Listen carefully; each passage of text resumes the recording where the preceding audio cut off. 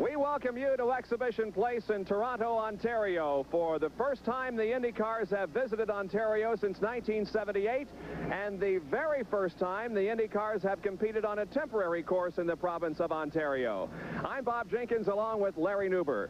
They started to build this course back in October of last year, and the drivers seem to like it, Larry. Well, they really do. As the temporary courses go, this is a good one. We have a stretch here at this racetrack that is the fastest part of any racetrack in the province of Canada. On the pole will be Emerson Fittipaldi, his second pole of 1986. Emo's second pole, he surprised everybody by emerging late yesterday afternoon in the final qualifying session.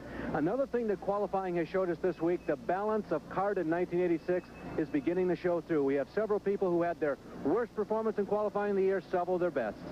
Two reporters working the pit area for us today. Let's go first to Dan Matheson. Two-time world driving champion Emerson Fittipaldi of Brazil will be on the pole, and with all that European road racing experience, this course should be just to his liking, which is exactly what he said a couple of days ago. Emerson likes to arrive a little bit early and walk a course, or jog it if it's long enough, just to get that close-up feel, not only for all the turns, but also for the surface. He said at that time he liked this course, which is exactly what he said after he posted the first day's second fastest qualifying time. Saturday, he really went to work as he went around this course in 1 minute, .312 seconds at an average speed of 106.25 miles per hour, just a little bit quicker than Bobby Rahal. He will be on the pole today. Talking to these racers yesterday, they did not think that turn one was going to be a problem for those at the top of the pack. But watch out for everybody else that comes behind. Now let's go to Jack Arute. There are two drivers that really deserve watching, at least in the early going of today's event. The first is your outside pole sitter, Bobby Rahal. Fast right when he came off the trailer, fast right through practice and through qualifying. The other driver that was very quick throughout the day but didn't qualify as well as he would have hoped is the driver of this car, Danny Sullivan. Hot off of 2 consecutive victories, and he'd join his Penske teammate Rick Mears if he can score 3 in a row as the only driver in kart history to have done that. We talked to the Penske crew before the start of today's event. They have an awful lot of confidence. They feel like they've been running the same times right from the beginning, down just beyond the 1 minute, and they feel that they're going to be able to get the number done and score their 3rd consecutive victory. For Danny Sullivan, he's still trying to make the transition from Indy 500 champion to true racing car champion. Thank you, Jack. Well, the Molson Indy is being brought to you by Dodge, a performance revolution, and American Revolution. By Goodyear, you either have Goodyear Eagles or you need them. And by Mobil 1 Synthetic Motor Oil. Mobil 1 protects your engine better than any conventional motor oil. We'll be back with 3 race activities here at Exhibition Place in Toronto right after these messages.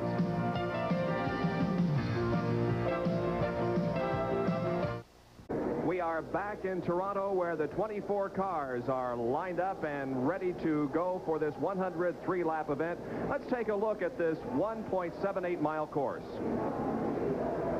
Bob, as temporary circuits go, it's very fast. The front of the pits around the very first turn, going underneath and just to the inside of Queen's Gate. A double apex corner, turn 1, turn 2, and now down the long backstretch. It's 9/10 of a mile in length if you include the Queen's Gate corner.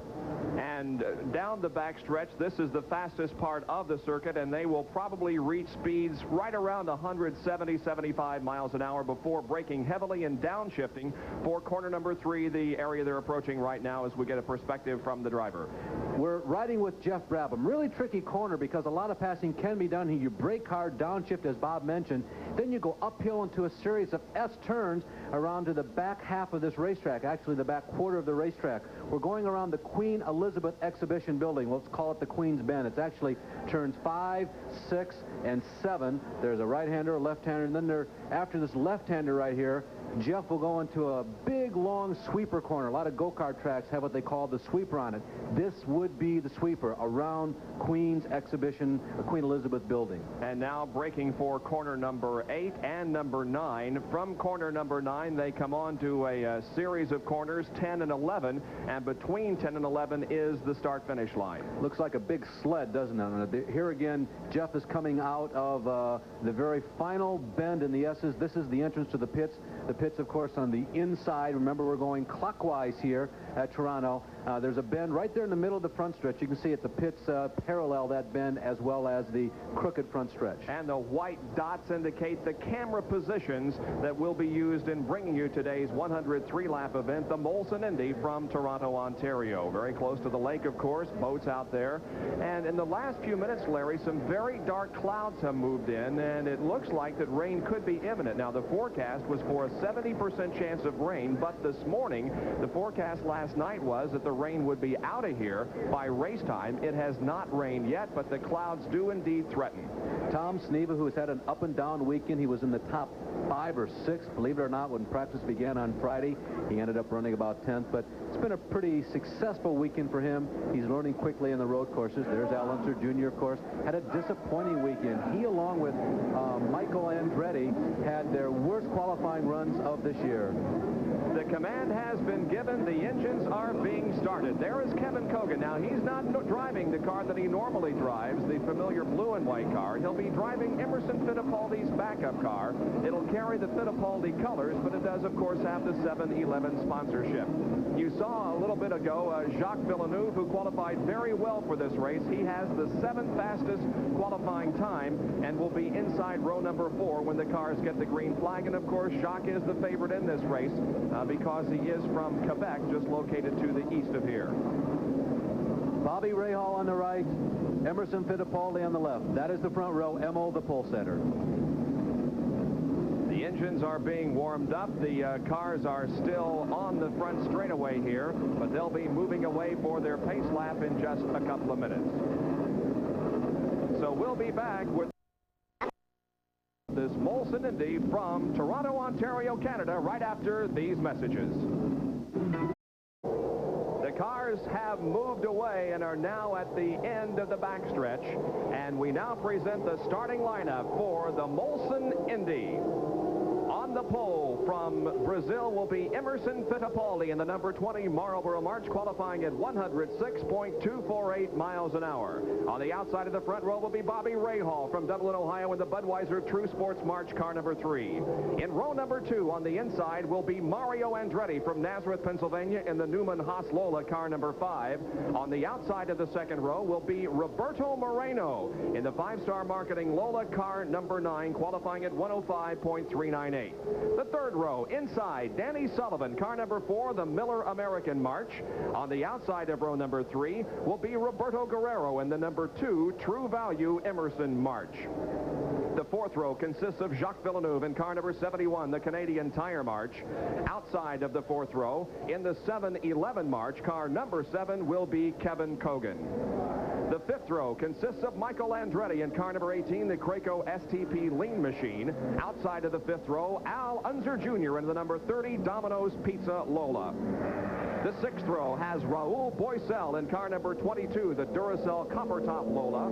The outside of the sixth row, Tom Sneva from Paradise Valley, Arizona in the number 33 Skoal Bandit March. Sneva starts in 12th position. In the seventh row, Jeff Brabham in car number 8, the Valvoline Spirit Lola.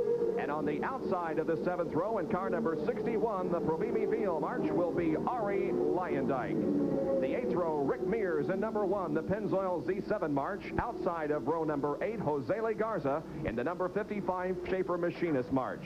The ninth row consists of Ian Ashley in car number 23, the Duracell Copper Top Lola. Outside of row number 9, Randy Lanier in car number 12, the Arciero Special. The 10th row, Dominic Dobson will be in car number 24, that's the Intersport March. And outside of row number 10 will be Randy Lewis in car number 36. The 11th row, John Morton in the number 56 Genesee Beer Wagon. Outside of the 11th row, Johnny Rutherford in the Brabant American March. The 12th row, Rick Muskiewicz in car number 16. And starting last will be Mike Nish in car number 59. Those are the 24 starters, and we are nearing the beginning of this event. The first corner after that dog-leg front stretch is a tricky one. It is more than a 90-degree turn. It's about 120. Some of the drivers are saying, no, we're not so worried about that. We're all professional drivers. It shouldn't present any problems. I personally think it's just a tad too tight to be the very first turn at the start of an IndyCar race. It's at best going to be tricky. We saw a red flag result at the drop of the green flag at Brands Hatch last week in a Formula One race. This speed is not nearly as high speed as that turn is, but it's very narrow. It gets a little narrow, as a matter of fact, after the first turn, between turns 1 and 2. As you come out of turn 2, there's a tire wall on your left, cement on the right. It narrows down before it opens up, going down the long back straightaway. It could be a very dicey moment. We have not seen any major accidents in the practice and qualifying sessions so far this weekend. Let's hope we can continue that right on through this race. But as Larry indicated, this first turn will be an interesting one. We have seen several spins. The green flag is out, and the Molson Indy is underway.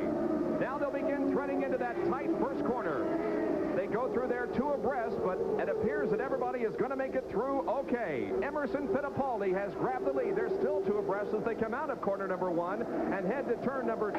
After negotiating that, they'll go on to the backstretch. They are on the backstretch right now, building up speed to about 170, 175 miles an hour. Emerson Fittipaldi is the leader. Bobby Rahal second, Roberto Moreno third, and Roberto Guerrero is in 4th position. Everybody did an excellent job going through that very tight turn number 1. There is Michael Andretti moving underneath his father. Michael on the low side of the yellow and blue car. Mario on the outside of number 5. They get around here in about 62, maybe 65 seconds. So it happens very quickly. We're at the last border part of this racetrack right here. It's a speed shot as the cars are sneaking around the Queen Elizabeth Exposition building. They enter a series of S's. They're not the traditional lazy S's like you might see at a place like Riverside, but they're squared off. You can see it's a block S. This is turn number 9. They work into turn number 10. It's the last bend before that little dog leg right there, top left of your screen. Bobby Rahal runs in 2nd position. Now, Emerson Fittipaldi had problems getting his car started on the grid. They had to push the car to get it away, but it finally fired. He was able to get into his normal pole starting position, and he now leads this race. Al Unser Jr., Michael Andretti, and Danny Sullivan are 3 of the people who had their worst quality. And we've got Villeneuve, Villeneuve has crashed and is out of contention. The home country favorite is out on the very first lap. You can see damage to the left side of the car there, and Villeneuve has retired early. He had big hopes coming into this race. Of course, everybody pulling for him because he's the only Canadian in the event. He qualified an hour, started off in 7th position, has the Canadian Tire sponsorship back for this particular race, but he has crashed on the very first circuit. Bob, I'll tell you, there's a whole odyssey that's associated with Jacques this week. He said before the week started, I've never felt better going into a race. He shows consistent progress throughout the week for qualifying and practice. He changed cars between Friday and Saturday. The crew has stayed up almost all weekend long trying to put together, take apart, and put back together 2 separate cars. They seem to have so much self, and Jacques was looking forward to performing well. Things looked good in qualifying yesterday. Just a devastating blow. A very big disappointing moment. This is a 103-lap race, so everybody now just kind of settling into single file order to see what happens in front of them. Emerson Fittipaldi, your leader. Here comes Bobby Rahal in 2nd position. Behind Rahal would be Roberto Moreno as the safety truck is on the racetrack now, obviously, in an attempt to get Jacques Villeneuve's damaged car off the circuit. Running in 4th position would be the number 2 car. That, of course, is Roberto Guerrero, and behind him, Mario Andretti. Now, you saw there in the opening lap that Michael tried to pass his father Mario and take that position away from him, but Mario was able to hold on. Bob, just to comment about that safety truck being on the track, you can see there is no let-up in speed. This is one of the few circuits that you'll see the race cars out there. There's Michael running in 5th position right now. He Mario has gotten around his father. He just got around Little Al right behind. One of the few racetracks where you'll see a safety vehicle go out while the field is running basically at full tilt. They do it very well in kart. The kart drivers expect it. The Horton safety crew headed up by Steve Edwards and his company. They tell all the drivers what's going on. They do a very good job. There's a great deal of trust that is shared among the driving fraternity and the safety fraternity in kart racing. And heretofore and up till now, it has worked very good, and the system looks rock solid. We will not have an overall yellow unless there is a serious accident that, for instance, blocks the track. But there will be yellows displayed, of course, in the area of the track that there is a problem. And when there is a safety vehicle on the track, the drivers are significantly and adequately informed of that. So the leader is Emerson Fittipaldi. Running in 2nd position is Bobby Rahal, and Roberto Moreno is 3rd. We're in Toronto, Canada, and we'll be back right after this. We are back at the Molson Indy, and we are riding right alongside of Jeff Brabham. Working over Raul Boesel. They're battling right now for 10th and 11th position. Raul is in 11th, the guy who just moved to Indianapolis. Matter of fact, both these guys just moved to your neck of the woods up in Noblesville, Indiana. So a couple of northern Indianapolisites going at it. There's the leader, Emerson Fittipaldi. You can see the separation between himself and Bobby Rahal. Emerson Fittipaldi led for 28 laps in the most recent IndyCar race at Cleveland before his engine let go, and he had to settle for a 13th finishing position. He started second in that race. Today, however, he was the pole sitter and is out in the lead. They come off of corner number 2 now, and down the backstretch. They look directly into a wall at this point, but as you can see, it's a sweeping turn and really does not require any braking or downshifting.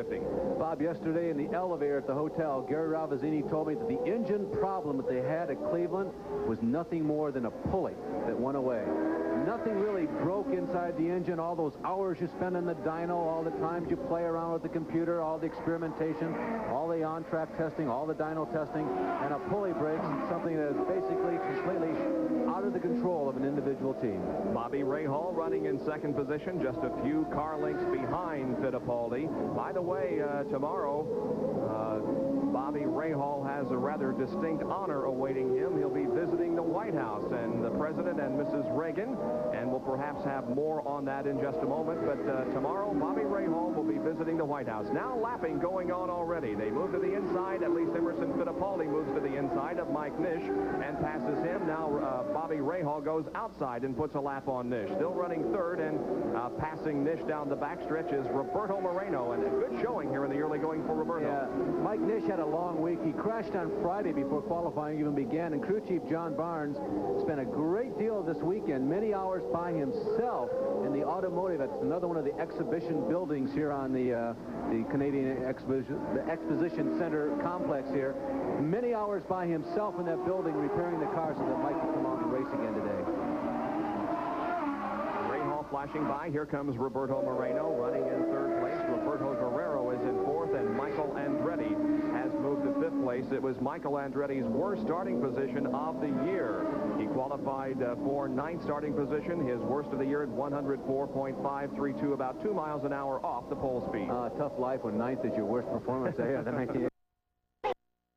Morton, yeah, that's the guy from GTP Racing there, moving out to the right-hand side of your screen there. He got the Dick Hammond Genesee beer ride here for this weekend at Toronto. Separation between first and second. Moreno is staying right up there with the leaders and is not letting them get too far ahead. It's really a three-car race, although Emerson Fittipaldi and Bobby Rahal are running closest. Right behind Emerson Fittipaldi is Bobby Rahal. I think in a case like this, and Jose Legarza, who obviously has spun and stalled on the course and will try to get it started again and back in competition, but it will not be an easy thing for him to do. As we mentioned earlier, Jacques Villeneuve crashed on the very first lap. He is with our Jackaroot right now. Bittersweet for Jacques Villeneuve, Canada's only entry into this in the Canadian Tire team. Jacques, what happened out there? I don't know exactly, because the first three-quarter of the lap up to that point, the car was feeling good. There was, the front end didn't give him any sign of nothing wrong. Kevin was really slow, so I was trying to get by him. I got inside of him the turn before, and I was going alongside him going into that turn, so I had the outside. So I stayed around him on the outside, made the turn for a while, and suddenly went straight into the wall. So I have no idea what happened. I don't know.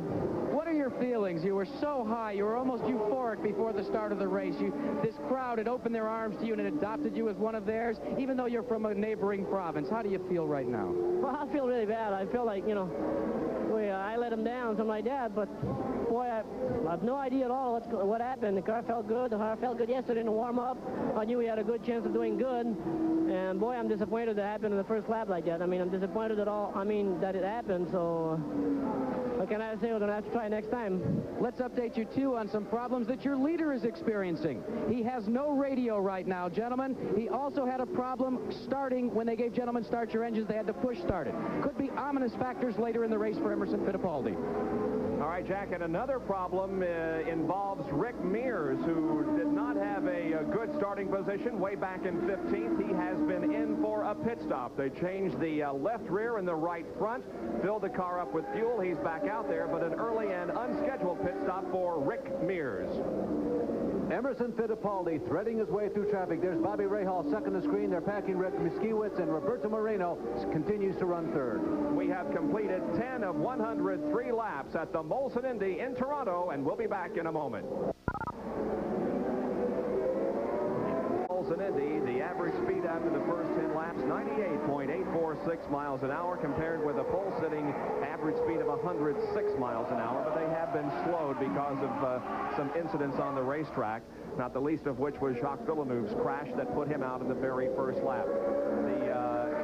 The lead continues to be held by Emerson Fittipaldi. In second position is Bobby Rahal. Roberto Moreno is in third. Roberto Guerrero fourth. Michael Andretti is fifth. Al Unser Jr. is in sixth spot.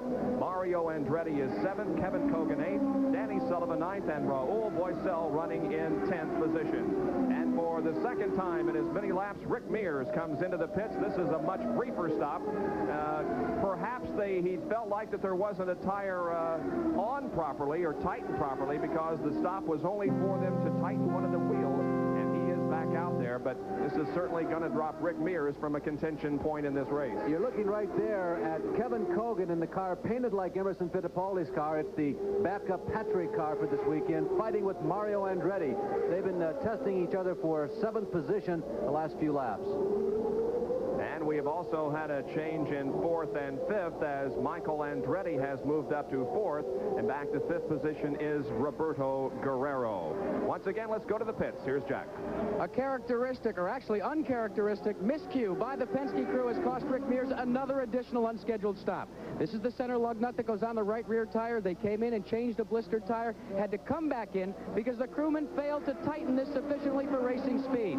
Therefore, he had to come back in. They did a quick job with it and sent him back out. So as speculated, that was the problem. Mears back out on the race course and up to speed. Meanwhile, we check in with the leaders once again. There's first and second in the interval between the two, still only just a few car lengths, as Bobby Rahal dogs Emerson Fittipaldi. That's the way they've been running since the drop of the green flag. We've completed 13 laps. Moreno has dropped out of the picture. We hope it's at least only temporary. As they were approaching slower traffic, Roberto had an opportunity to move up, but the young Brazilian took the advantage to do so, but now he's dropped out of the picture, and it's once again a two-car race. Emerson Fittipaldi and Bobby Rahal. Just a note about Emerson Fittipaldi. In racing parlance, he really needs a win. He's been so close. He's so deserving of it.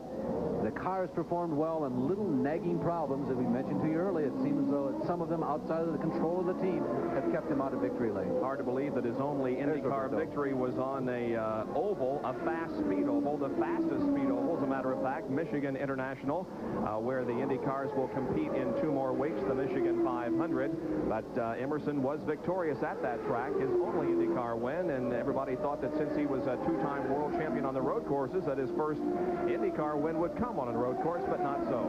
By the way, as we watch Michael Andretti seemingly reeling in Moreno, comment about Indy cars and MIS. A lot of rumors this week, 2 or 3 filtered to us in our office in Indianapolis, that they were going 220 in practice. Our information is, according to the teams involved, most notably Doug Schertz's Domino Pizza team and Roger Penske's team, of 212 or 214. Take it for what it's worth. That's from the teams. The rumors were 220.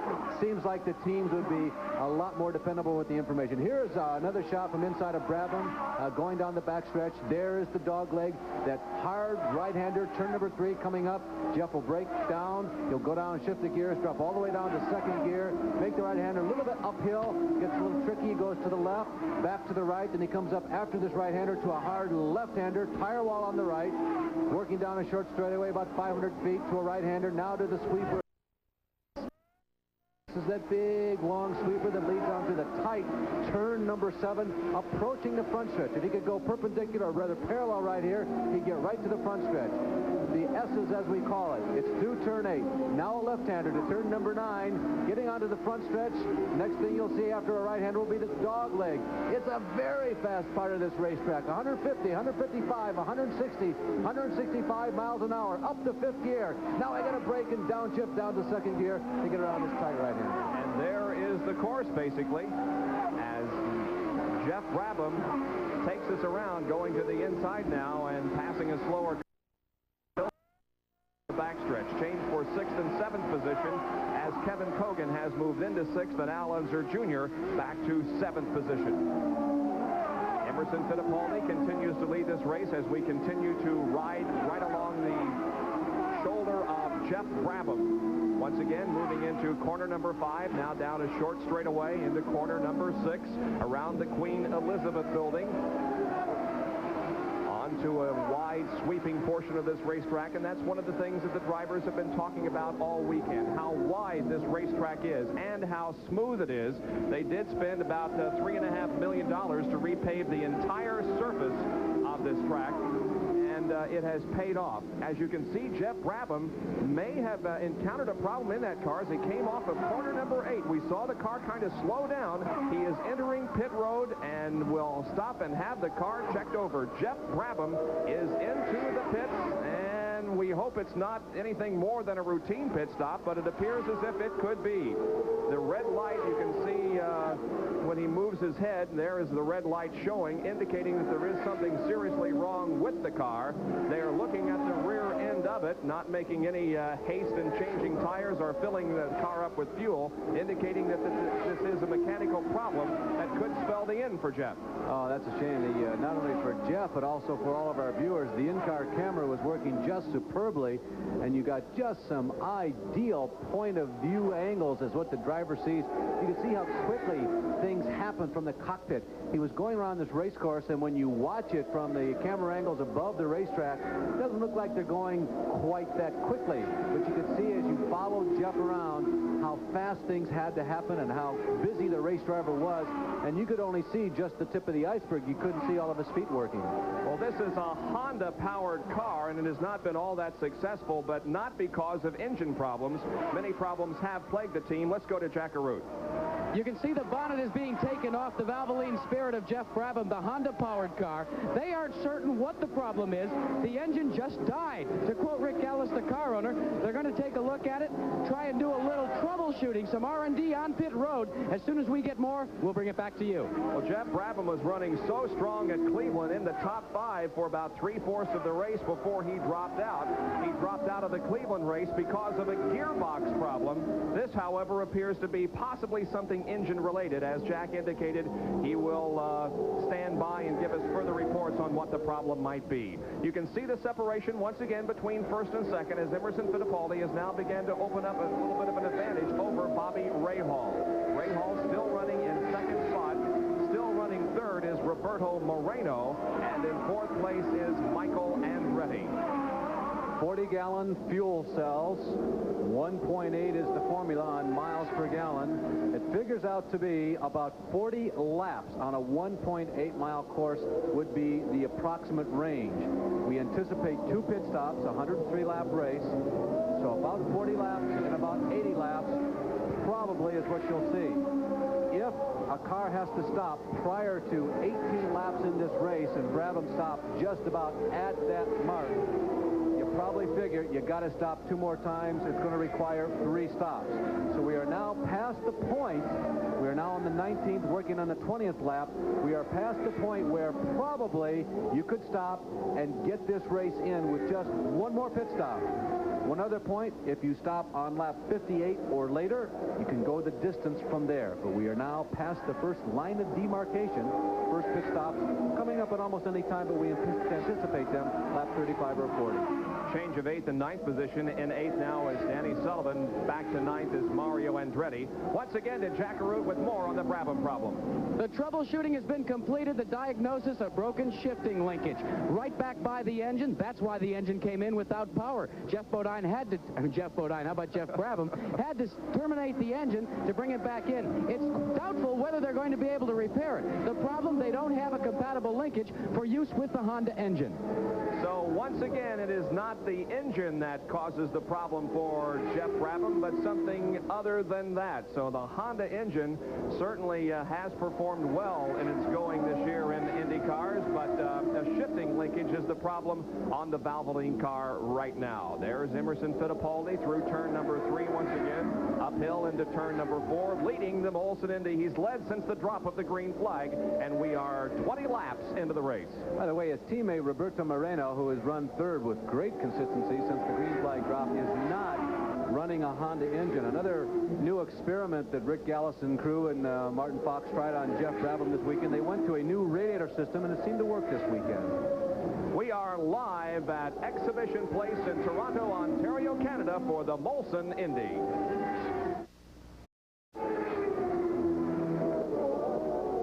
We are back in Toronto for the Molson IndyCar race, and the lead continues to be held by Emerson Fittipaldi with Bobby Rahal running in second position, then Roberto Moreno, followed by Michael Andretti, Roberto Guerrero, and Al Unser Jr. There's the leader, Emerson Fittipaldi, in the number 20 Marlboro-sponsored car. And Kevin Kogan, Bob, has moved up into that top 5. He has worked his way in. He's been running pretty consistently. We told you that he is in a backup car. The car will be painted exactly like Emerson Fittipaldi's car. We are trained on the leader, Emerson Fittipaldi, right here. To complicate matters, both Emo and Kevin have helmets that are basically metallic blue, although on Emo's hat, there's a great deal of that metallic or international or rocket red, international orange, rocket red color, whatever your druthers are. And that is he working his way through slower traffic right now. There goes Rahal going by, and that's Rick Moskiewicz, whom they just put a lap on. As a matter of fact, the leader is working through quite a bit of traffic. He has passed that blue number 24 car that's being driven by Dominic Dobson. And now Emerson Fittipaldi goes to the inside to pass Randy Lewis.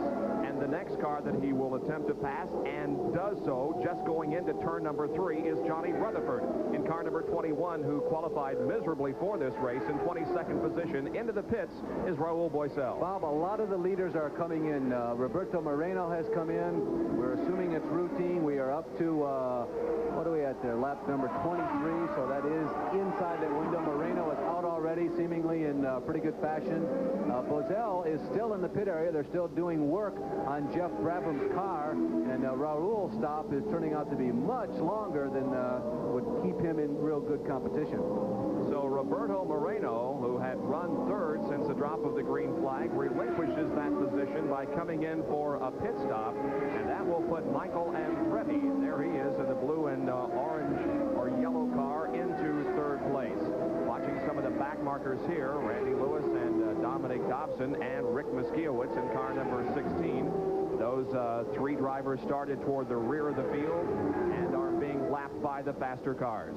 Rick Moskiewicz, of course, was successful in the Can-Am. He was the Can-Am champion of 1985, so in an indirect sort of way, it's almost like coming home for him to conduct a race in Canada. After all, that is actually the Canadian-American Series, a series of open cockpit race cars with fenders on that are pretty close to Indianapolis cars. It's one of the series that's elevated across the North American continent to the point where it's about as close as you can get to single-seater open-wheel Indy cars or Formula One cars. We're watching Bobby Rahal running in second position, but the interval now between first and second position has opened up to about 3 seconds or so. Rahal in second spot. Here comes the third place car, and he kind of dirt tracks it, so to speak, coming off that corner. The rear end around just a little bit on Michael Andretti. He's running in third position.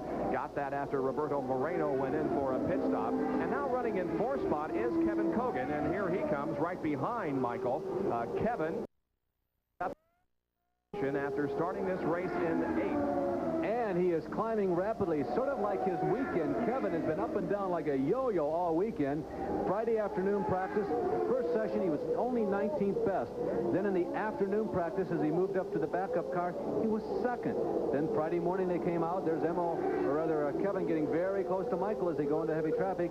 Kevin moved back to 9th. Then Saturday qualifying up to 3, and then Saturday morning up to 3rd, and then qualifying back down to 8th. So it seemed like his best times were coming in practice, not in qualifying, but he's been up and down all weekend long, and he's really getting with the program now. Kevin made a nice move there to the inside of Rick Moskiewicz in turn number 3. Now Andretti and Randy Lewis go in the corner side by side, and Andretti slows down to the point where Kevin almost runs into the rear wing of the Andretti machine. Now they begin to string out just a little bit as they get back on the accelerator. But Michael Andretti having a few problems. Yeah, that's Randy Lewis, and finally he moves over and lets Michael go by, but there were 2 or 3 moments there where one of those situations on a street course, you can't always pass the exact time when you want to. It's got to be a combination of time and place. There's little Al who's running in 5th right now. It's always got to be a combination of time and places for a pass, but really on a street course, the place really takes precedence. Al Unser Jr. has moved up into 5th position now as Roberto Guerrero falls back to 6th. 7th is Danny Sullivan. In 8th place is Mario Andretti. 9th is Ari Leyendyke. And in 10th position is Raul Boesel. There's Kevin Kogan running 4th. We mentioned about how the division is really showing how equal it is because of some of the people who had their best and their worst qualifying times of this week. Beyond a shadow of a doubt, the worst qualifying times of the year were turned in by the individuals Al Unser Jr., Michael Andretti, and Danny Sullivan, if you can call 5th, which it was, a tie for Danny's worst of the year. But on the converse of that, the best qualifying times of the year, the best qualifying positions, were turned in by Ray Hall at 2nd, Tom Sneva at 12th, Kevin Kogan 8th on a road course this is, not on an oval, on a road course, Jacques Villeneuve at 7th, and Roberto Moreno 4th. So many things changed this weekend, and people who had been struggling the early part of this year caught on this week, and some of those who had been running up front got caught. Watching Michael Andretti and Kevin Kogan running 3rd and 4th. Kogan's most recent IndyCar venture at Cleveland forced him to drop out of the race with an electrical problem, leaving him in 23rd finishing position, and things started off badly for him this weekend in his regular car, so he moved to the Fittipaldi backup machine and has qualified it and is racing it. Now those two are right behind Johnny Rutherford, and there is now the driver who is in 5th position, and that is Al Unser Jr., who started 10th, has moved up to 5th. So a nice job for the Domino's Pizza-sponsored Lola, Al Unser Jr. Talk about thrashing. These guys have been going at it all weekend. Of course, everybody has, but it seems like a few teams always encounter just a little more obstacles, and this was one of those teams this week.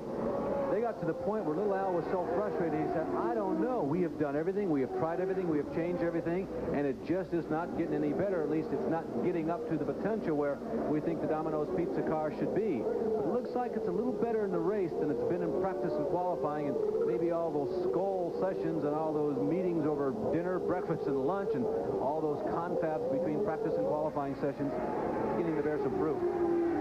Not too far behind Al Unser Jr. in 6th position is Roberto Guerrero, who started this race in 6th and is running there at the moment. Well, we haven't seen many of the leaders pit so far.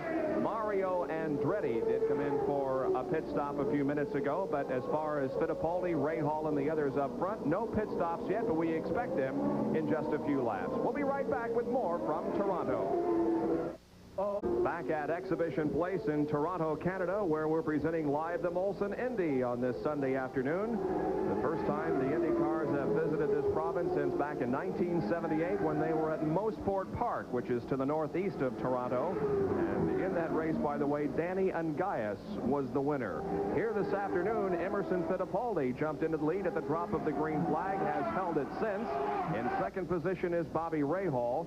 3rd is Michael Andretti. 4th is Kevin Kogan. 5th, Al Unser Jr. 6th position is Roberto Guerrero. In 7th is Danny Sullivan. 8th is Mario Andretti. 9th is Ari Leyendijk, and 10th is Raul Boesel. 11th, unofficially, is Roberto Moreno, who has made a pit stop, and then Tom Sneva is running in 12th position. Everybody up front has different strategy about the pit stop, so we're anticipating a stop by Danny Sullivan. The crew is scurrying around in front of us. Our position is right above the start-finish line. Al Unser Jr.'s crew is now gone over the wall. There's Al out on the racetrack. The crew is out over the wall. Tom Sneva's crew directly in front of Little Al's crew. Okay. They are also out. We have a yellow, a full course yellow, apparently. And why, we're not sure, but this is going to cause a rash of pit stops. Everybody can pit under yellow and not lose any positions. Here they are. Emerson Fittipaldi is in. So is Al Unser Jr. Here comes Danny Sullivan. All the leaders we anticipate to stop because of this full course yellow that has been displayed over this circuit. There is Kevin Cogan, whose crew goes to work on his car. Michael Andretti has apparently not pitted, and several others have not, but Emerson Fittipaldi and Al Unser Jr. have. Both of them service completed. They're back out on the racetrack. Danny Sullivan gets service completed. He's back out there. And now we wait to see who else might be coming in for a stop. There is the Provimi Veal team. Ari Leyendijk coming to a stop as his crew, with Ott Groeneveld, of course, the car owner of this machine, rolls into the pits for routine service. Fittipaldi is in. His teammate Kevin Cogan made a stop just a lap ago. Here's the leader, though, Emerson Fittipaldi, who's getting service on his car. They're changing rubber on the left side of the machine and filling it up with fuel. Jack Arute is watching all of this pit activity from pit road. They have the wheels spinning on Emerson Fittipaldi's car, but Bobby Rahal streaks by him. There was a problem on the left rear tire. Again, attaching the lug, it got hung up, and it cost him valuable time. Rahal was in and out with quicker service. Indeed he was, so Bobby Rahal now unofficially assumes the lead. Mario Andretti comes in for a stop, so does Roberto Guerrero. In number 2, also in for a pit stop is Tom Sneva in this Gold Bandit car number 33. So a lot of pit activity here as a full course yellow has been displayed. There is Mario Andretti, who's in for a routine stop. He was running in 6th position. They're changing the right front tire on that car. Fuel apparently has already been put in. There goes Mario Andretti away, and Roberto Guerrero also stands on the gas and moves back out onto the racetrack. You can see the pace car is out there, slowing down the field. Bob, we might add something here. The pace car has picked up with Rick Mears, who is several laps down. Right behind him is Emerson Fittipaldi. We think we saw Bobby Rahal getting out first. Rahal may be the leader of this race and all the way around at the tail of that line, meaning all these guys are almost a lap behind. Well, that's one of the things we'll check with the timing and scoring. For the moment, though, we'll be right back with more from Toronto. Back at the Molson Indy, where Mike Nish has crashed hard, necessitating a overall yellow flag to be displayed. Mike is still in the car. You can see the stretcher, which has been removed from the safety vehicle, and the safety workers and the doctors are working to try to extricate Mike Nish from this car. We saw Dr. Terry Trammell there. Obviously, Steve Edwards, who is the director of safety, is on the scene. It is their job to get to the scene of the accident as quickly as possible to determine the extent of injuries, to stabilize the driver, to remove him to the Horton Medical Facility. That is a portable medical facility located at every IndyCar race. And then if further treatment is required, he's transported to a local hospital. But as you can see, Mike Nish still in the car, and the safety workers trying to extricate him from the wreckage. We go down to the pit area once again. Here's Jack Arute. This is going to be a costly period of caution for Emerson Fittipaldi. Fittipaldi pitted under the caution. He pulled back out on the racetrack and passed the pace car. CART officials have notified Gary Rovenzini and Pat Patrick, the team manager, that they will be bringing him in for a stop-and-go penalty when the race reverts back to full green. Very costly. We're going to go back up further on pit road and see if the same will be assessed upon Bobby Rahal, because by our recollection, Rahal also passed the pace car. We'll be back to you with that in a moment. Bob, I'll tell you something I don't understand. We're being told that Emo passed the pace car, yet he follows him on the racetrack right now. Right. We saw Rahal get out of the pit seemingly ahead of the pace car.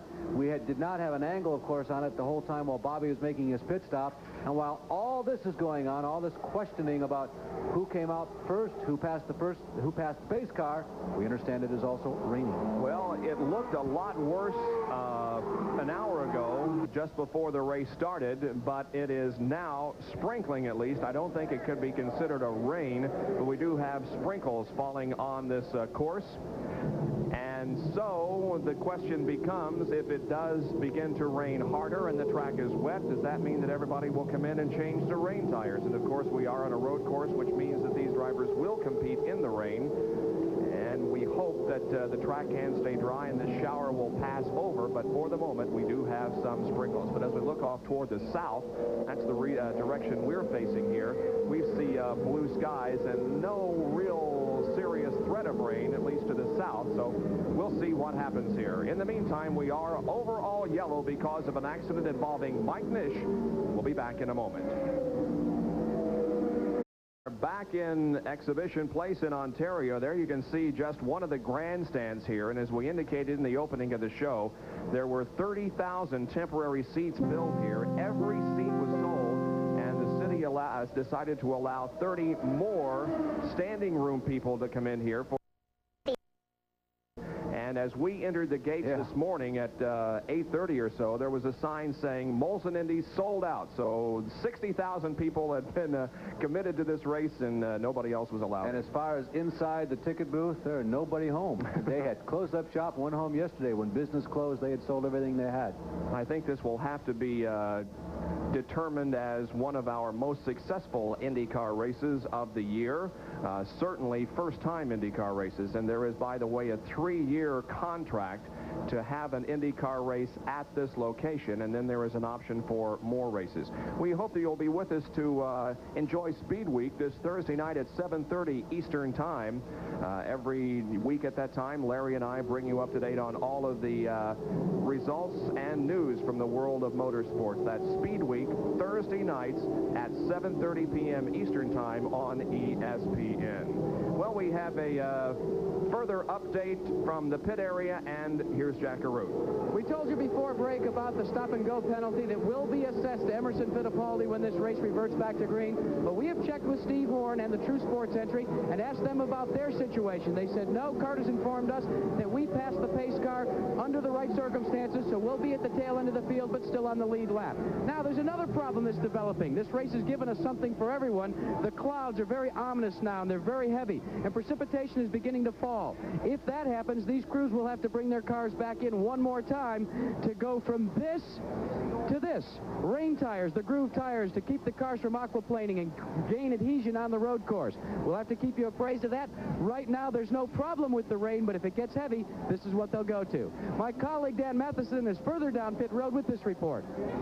Jack, Rick Mieskowicz just had a dreadful pit stop. He was here for over 2 minutes, and the problem started right away. First off, they could not get the right front off, and then they had to go and they had an open fuel cell, so they had to get a lot of water. There's some water on the pit track right now. They swept most of that off. Shouldn't cause a problem. All right, thank you, gentlemen, for your reports down there. Meanwhile, the yellow continues to be displayed all around this 1.78-mile circuit because of the accident involving Mike Nish. I'm a little confused, Larry, on who's exactly leading this race, because Bobby Rahal is the 19th car in this line, and if he is the leader, then he has a lap lead on just about everybody else. Now, why Emerson Fittipaldi would be given a stop-and-go penalty is beyond me, because he is behind the pace car, indicating that he did not pass it, so why would he be penalized? Yeah, I agree with you, Bob. It seems to me, through the years we've accumulated of observing, the pace car was probably told to pick up the leader, which at the time was Emerson Fittipaldi, and I think we have not succeeded in getting young Mike Nish out of that car yet. Just guessing, the pace car perhaps was told to pick up the leader, Emerson Fittipaldi. There's another look at the skies. And in the pits, as Jack described for you, Bobby Rahal beat Emo out of the pits.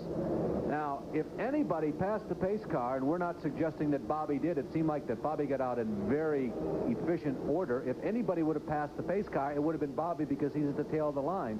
So as we see it right here, Bobby is the leader of this race after 40 laps, and he has now got the length of the racetrack between him and the rest of the entire field.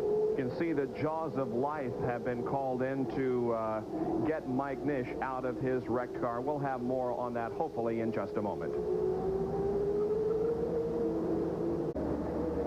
Bob Jenkins, Larry Newber, Dan Matheson, and Jack Arute back at Toronto for the Molson Indy. We have had a crash which has necessitated an overall yellow. The crash involves Mike Nish.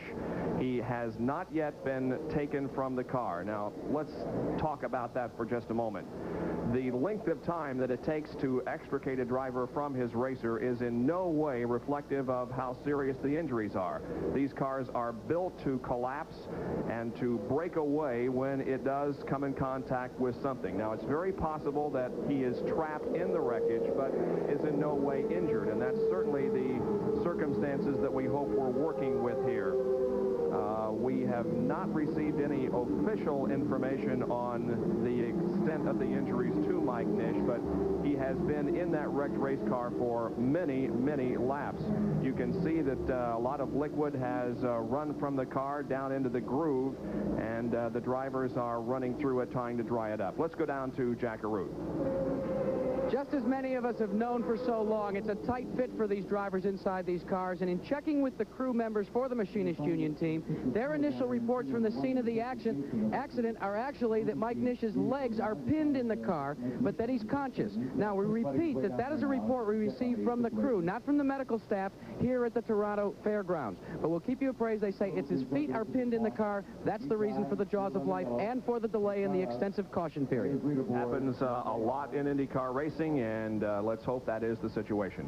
Yeah, it's very narrow down there. The nose, of course, streamlined for aerodynamics, and he goes into a wall that's protected by a stack of tires there. The tires were placed at all the strategic places to protect the race cars from direct contact with the cement, so that certainly had to contribute to the positive aspect of this crash. It's right at the end of the front stretch, as you probably saw a little earlier. It's turn number 1. Michael perhaps got a little bit, went into that turn just a little harder than normal. You come off of that high-speed front stretch. You've got to brake hard and gear down, and of course, in the situation where Michael was, you have to drive as much with the rear-view mirrors as driving straight ahead because faster traffic was approaching. But Michael Nish still remains in the car. This was his 5th event of 1986 that he attempted to qualify for. His best finish was a 10th about a month ago at Portland.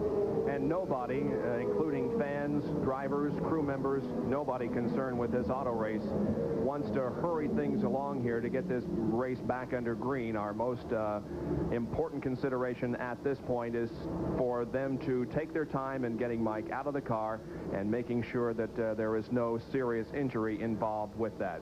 42 laps have been completed. Bobby Rahal shown as the leader. Back after this.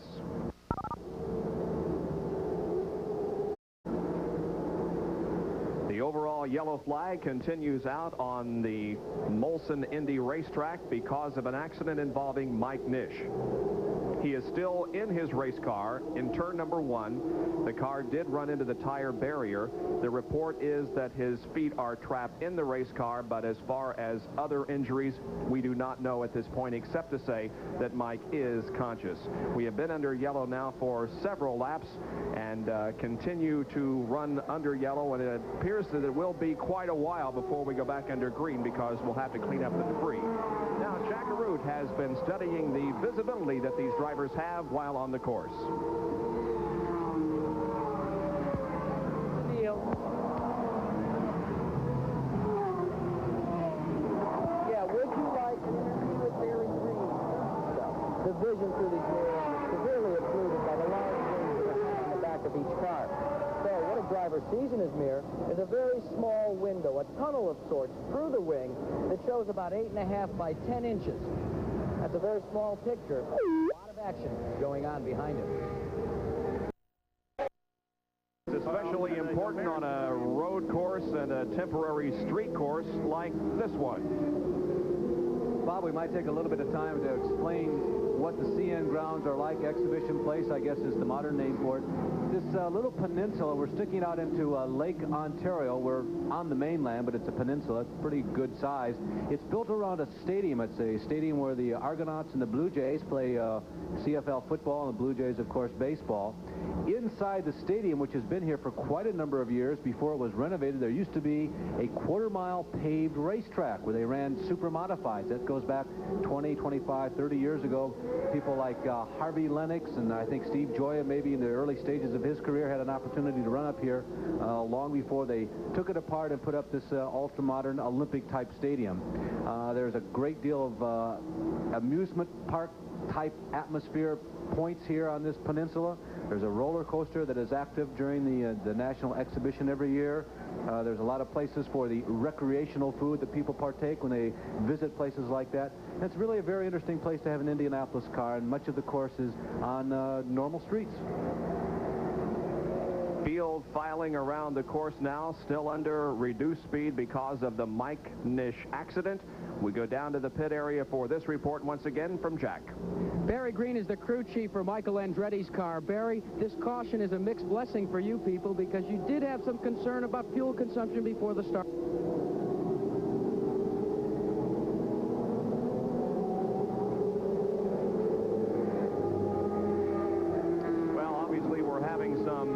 Technical difficulties with the microphone down in the pit area, but he does raise an interesting point, Larry.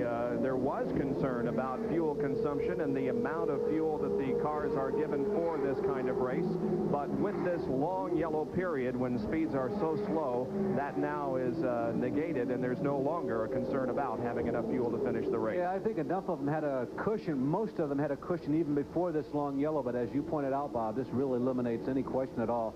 They're all going to have to stop one more time. Everybody won 32 or 33 laps. They cannot go the distance, so this really takes all bets off.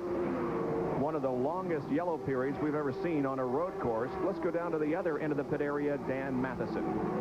I just talked to Barry Lyondike's people. They're right in position number 1 in pit row, and they have not been happy over the last couple of days with the car's setup. They finished, well, they were able to qualify in the 7th row, but now they think they just may have the setup to move ahead, and they were feeling a little antsy just a couple of minutes ago. They want to get rid of this yellow and get going, and we had to tell them what the problem was with Mike Nish. Well, Ari is shown in 11th position at this point, so he has moved up from his 14th starting position. Lyondike in that Provimi Veal Run for Life, Race for Life machine. Bob, he had an interesting reaction to the afternoon. This was after the final qualifying session. He came in and with a great deal of exuberance and enthusiasm said, boy, you know, my car is quicker, but, you know, then again, so is everybody else's. It's funny how it works that way. We are under yellow because of an accident involving Mike Nish in turn number 1. The extrication process has been a very slow one because he is trapped in the race car, but is conscious. That's all the information we have. We are also, I think we just saw Lyondike, by the way, duck into the pits here. I believe it was. Yeah, duck real quickly in there, and he'll give up his position in line, but it really doesn't mean anything at this moment. We're across the lake from Niagara Falls when we're here in the Toronto area, and we're also in the shadows of the world's tallest, if you saw the open, tallest freestanding structure, the CN Tower, 1,800 feet in the air. And really the skyline of downtown Toronto is quite beautiful and something to behold, particularly here on the lakeshore. We're on the southern part of the city, the northern edge of Lake Ontario, and it's really quite a beautiful setting for a city and really a nice place for an automobile race. Well, several drivers have dropped out of this event already. Jacques Villeneuve crashed out on the first lap. Jose Garza is no longer in contention. Jeff Brabham had a gear-shifting linkage problem. Mike Nish, of course, has crashed, and that's the reason we are under yellow. Randy Lanier shown as out of the race. However, I believe that just in the last few moments, he has rejoined the race, and so has Jeff Brabham. So only 3 of those 5 listed there are actually out of the race. Both Brabham, as you can see from our in-car camera, he is still out there on the racetrack, and so is Randy Lanier. Here we are inside of Jeff's car as he motors around this 1.8-mile course under yellow. Gives you another opportunity to take it in. Let's see where we are here. We're going across I believe turn number 6 yeah, and we're 7. headed for turn number 6. Yeah, there's the CN Tower in the background, 1,800 feet up. Meanwhile, Jack Arute has been investigating down in the pit area, has a further update from that location. Let's go back down to Jack. Remember when we told you early on that Emerson Fittipaldi has been without use of his radio? Well, his crew cannot communicate with him. He cannot communicate with them. That's why they're using the pit board to signal that he will have to come in for the stop-and-go penalty. It will hurt him, but it won't hurt him as much as it would have if it had been under total green flag conditions. Of course, right now, Emerson Fittipaldi's got to be sitting in the cockpit of the car wondering just why he's being brought in. It will be a very quick session. It won't hurt him too bad, but here's the key, and this is when our microphone went out, what Barry Green was alluding to. The fast action by Bobby Rahall's crew when they brought him in during the initial period of this caution. They brought him back out, and even though he's way in the back of the pack running right now behind the pace car, he's literally got a very sizable lead over Al Unser Jr. and Michael Andretti. If this thing goes down to green very shortly, it could be a great advantage for Bobby Rahal and a tough break for Emerson Fittipaldi. All right, that's good information and clears up the questions that we had earlier about whether or not Rahal is in the lead, and if so, if he has almost a lap lead on the entire field, and indeed he does. Last time I counted, he was 19th in line here, so it is almost a full lap advantage for Bobby Rahal. We are back inside of Jeff's car. There's that same shot. We're approaching that same shot again. Watch for that long needle-type spire that will be right ahead of Jeff's head. This is coming out of the long sweeper of turn 5, 6. We're already past that point where you'll see the CN Tower. There's Jeff motoring. No, there it is. I was right the first time. Turn number 8. Again, parallel with the pits with the front stretch, and you take a hard right-hander, you go 500 feet, you brake, upshift, downshift, turn number 9. Turn number 9 leads into 10, which is a right-hander. You see the CN Tower again. There's a pedestrian bridge. The entry to the pits is just off to the right. You just passed it. This is the front stretch. Watch for the dogleg on the left. You see it's a blind corner. If we were at speed, you'd be accelerating up to 140, 150, 155 miles an hour. There is the Princess Gate, one of the more scenic parts of this race course. There's the crash site where Mike Nish has crashed. You see those white splotches every once in a while. This track wasn't completely perfect. The big, heavy tires, let's call them heavy, of course, an Indianapolis car is well under a ton in weight, but with all the downforce and pressure that the cars and tires were putting onto this racetrack, even though it was smooth and there were a lot of places where it was like satin out there, the track did begin to come apart just a bit. And there were 5 places overnight, Bob, where they actually performed some repairs, and everybody was pretty pleased with it. Everyone feels that the organizers here have done an excellent job on track preparation. As you can see, Mike Nish has not yet been taken from that race car. I would say that it's been, what, at least 15, maybe even 20 minutes since this accident occurred. There appears to be some movement, though, now, and it could be that Nish is being lifted from that race car as we speak and will be put on a stretcher and taken to the local medical facility. I believe we can see him, and it appears as if he is conscious. Of course, they do have an IV started to try to stabilize him and keep him from going into shock. But it appears as if Mike Nish is conscious. Hopefully, if he did suffer any injury at all to his lower extremities, the legs or the feet, that they're not serious. But Nish right now being taken from the car and loaded onto the stretcher. Mighty long weekend. We told you that Michael had crashed on Friday, and I told you the story about crew chief John Barnes. There's Steve Edwards there in the lower right-hand side of your screen telling everybody to stand back. Things are under control here. It's okay. John Barnes spending so much time this weekend working to get the car repaired. There wasn't a backup car as such available for Michael. They wanted to get Michael in this race, so Zaley was out in a team car practicing and working hard all week, and they spent all that extra time and all those long hours, and now this comes about. It appeared as if his left leg had one of those inflatable casts or whatever you want to call it on it to eliminate the pain. So probably some injury to his legs and feet. But as we say, we of course hope that nothing real serious. Now that Mike has been extracted from the race car, we have to clean up the debris before we go back to green. So it'll be probably a couple more laps before we do that. We'll take this break and be right back in a moment. The The Molson Indy from Toronto, Ontario, has been delayed and slowed because of an accident involving Mike Nish. The car is being taken from the racetrack. There is heavy damage in the front end. Mike has been extricated from the car, but we have no further medical information on him. 51 laps have been completed. Bobby Rahal with almost a full lap lead on the rest of the field. Running in second position is Emerson Fittipaldi, and third is Al Unser Jr. Let's go to Jack Arute, who's working in the pit area. This pace car controversy continues to boil over and over the pot. Now, let me update you on the situation. We've talked to you several times from the pits here and told you that Emerson Fittipaldi will be brought in for a stop-and-go penalty. Well, we've talked to the Patrick team. Pat Patrick has told me that he's asked not to appeal it, but he's asked for CART to consider this as a solution. In addition to taking on the stop-and-go penalty, he feels that Bobby Rahal should be kept behind the pace car and the rest of the field allowed to go around. Therefore, Rahal would not have what literally is a lap and then some advantage on the rest of the competition. CART has taken that under advisement. Meanwhile, Rahal has come in, topped off his fuel tank, and maybe that will resolve the situation as well, because now he will catch up to the back of the field. It's really confused down here. When you talk to the CART officials, all they say is, we're taking it under advisement. A very big word with a big question mark behind it. Well, it is an interesting situation. There are only 21 cars on the track, and Rahal was running around the 19th car on the track before he came in, and now Tom Sneva is behind him, so I think he's in 20th spot, so he didn't lose anything by going in for that pit stop, and really was not penalized at all for doing so again. But this is an interesting scoring snafu that has occurred.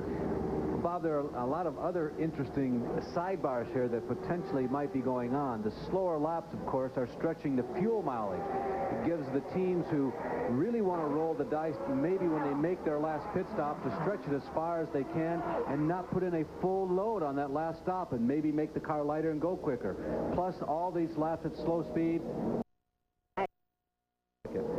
could cause some overheating problems. There's been a question on the placement of the wastegates on these cars this year, the overheating of the cars running slower. There's a lot of factors that might build up here because of this very lengthy caution flag.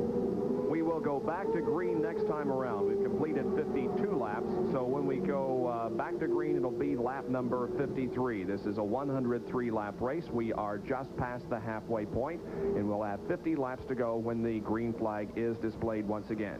Pace car leading them down the backstretch now. Now, the question remains, those guys up front who are the quick cars, Little Al, Michael, Emo, depending on what happens in regards to the pace car controversy, will they be able to get all the way around because they'll have a clear track and catch up to Rahal, or will Rahal get through slower traffic so quick he'll be able to maintain this almost one-lap advantage? It's still puzzling how you can be criticized for passing the pace car when you continue to run behind it. Well, it also ruins a good race because Fittipaldi and Rahal and Michael and Little Al were running very close together on the racetrack, but now with this situation, Rahal nearly at the end of this line with a tremendous lead. It really eliminates any good racing that we might see. Looking green this time. Only 6 drivers in today's field, only 6, have won before on temporary courses. And this is, I believe it's the 6th or the 15th temporary road course race. Yeah, the 15th in CART history. There have been 5 at Cleveland, 2 at Las Vegas, 3 at Long Beach. Yeah, 3 at the Meadowlands, 1 at Miami, and now this one. And the pace car has pulled off the racetrack, and here comes the field out of corner number 11. The green flag is on. The green flag displayed, green light on, and we are racing once again. It's been a long time since these cars were up to speed, but now they stand on the throttle and get going again. Bobby Rahal is in the rear of the field. There he is coming out of that first corner, but is the leader of this race. Emerson Fittipaldi leads the contingent into turn number 3.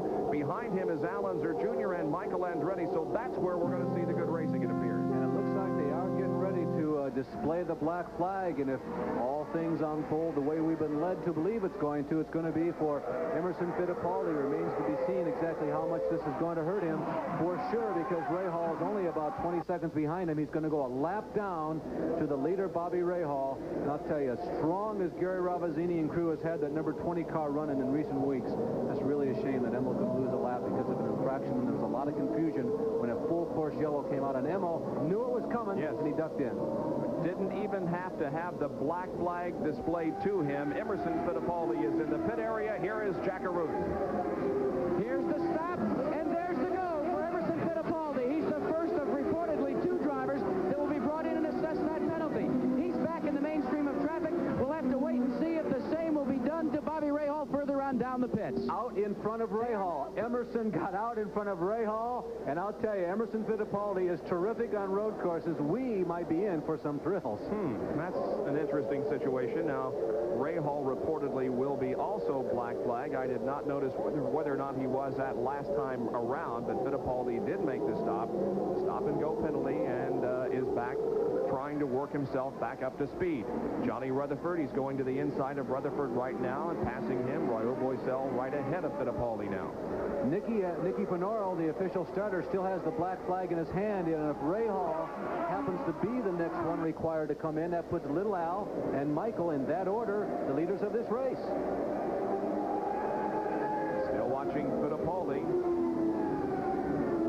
Waiting for Rahal to come by. Penoro has got the eagle eye out. The black flag has not been displayed as of yet.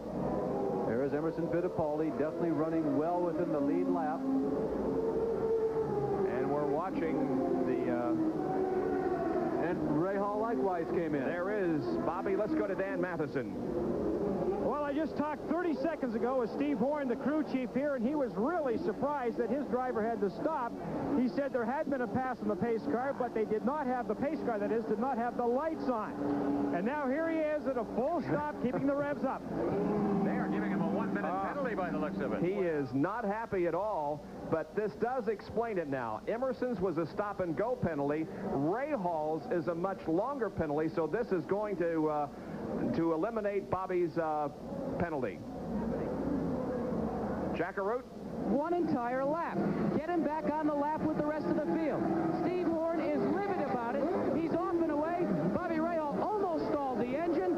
They played this one very close to the vest. Nobody from CART played their hand and informed anyone that that's what they were going to do. Further down, the Patrick team were visibly upset because they thought it was going to be a simple stop and go for Bobby Rahal. But what CART did to Steve Horn, the True Sports team, and Bobby Rahal, well, they kept the aces down until they brought him into the pits. Well, now, what determines whether it's a stop-and-go penalty or whether it's a 1-lap penalty? If you pass the pace car, you pass the pace car. Yep, my understanding is, historically speaking, that a blatant passing of the pace car is a 1-lap penalty, and that appears to be what was assessed to Bobby. But because the information was not free-flowing, nobody really knew what was coming down. Emerson's problem appeared to be a pit infraction more than really a passing of the pace car. That's my best guess at this point. Well, in any different group of leaders now, it is my understanding that Al Unser Jr. is in the lead right now with Michael Andretti second, Kevin Kogan third, Danny Sullivan fourth, Roberto Guerrero is fifth. Then comes Moreno, then Mario Andretti, then Fittipaldi, and then Rahal. That's the unofficial standings at this point. Let's go down to Dan Matheson, who has further comments on this scoring situation. Dan? I just asked Bobby Rahal's crew chief, Steve Horn, if he'd come and talk to us about what just happened, and he just couldn't trust himself to appear on camera. He is livid. He said the CART officials have made a mistake. Black and white, that's simple. He says the pace car was not moving, no lights. He's furious here. Well, it is a big question mark in our minds up here in the booth, but for the moment, Bobby Rahal is back in something like 10th position and trying to catch up. Well, we are anticipating a stop by Kevin Kogan, by the way, as we are watching Bobby Rahal right now showing in 9th place. There he's moving up on Raul Boesel. Now, Bobby is not a lap down as Kevin Kogan has executed the stop, and we are told that it is a black flag stop and go on Kevin Kogan. Well, there goes Emerson Fittipaldi's teammate, Kevin Kogan, out. No, that's not Emo. That is Kevin Kogan, and Kevin Kogan has experienced the same, well, sort of the same malady that befell Emo and Bobby Rahal. I did not see the black flag. It could have been a stop-and-go penalty, but they did take the opportunity to fill the car up with fuel and to check over the tires. So Kevin Kogan is back out there after also being assessed a stop-and-go penalty. The one thing that has happened, Bob, with all of this that's going on, everybody's on the same lap. We've got 9 or 10 cars in the lead lap, so they're all running together. It's just that Fittipaldi and Rahal, after doing all that hard work, have to do it again. And there's Roberto Guerrero. The report is that he spun. He's on one of the escape roads at the end of the long backstretch. That's turn number 3. So Roberto is not losing a lap, but losing valuable positions out there. There is Al Unser Jr. I guess he's the leader right now. He is. One of the nice things about this racetrack is they did provide some excellent runoff areas, and that was one of the real troublesome points there in turn number 3, where Guerrero did get off the course, but was in the runoff area and did not hurt himself or the race car. Now there is Al Unser Jr., who's the leader of the race, and in second spot right now with 59 laps completed is Michael Andretti. And we keep getting reports that Rahal is moving up. Unofficially, he's moved up to the number 7 position. So Bobby Rahal, with the steam coming out from both earlobes, is on the move and hunting down the leaders. There's Michael Andretti. He is second, and Sullivan, who is running in third. 2, 3, and 4 there, as a matter of fact. Michael, Danny Sullivan, and Roberto Moreno. That's 2, 3, and 4. They're running right together on the racetrack. So, yeah, this yellow period and the stop-and-go penalties and the one-lap penalties that have been assessed have indeed closed up the field and made this a great race. A little earlier, we commented that Al Unser Jr. was one of only 6 drivers, there's Al, who has won a race on a temporary course.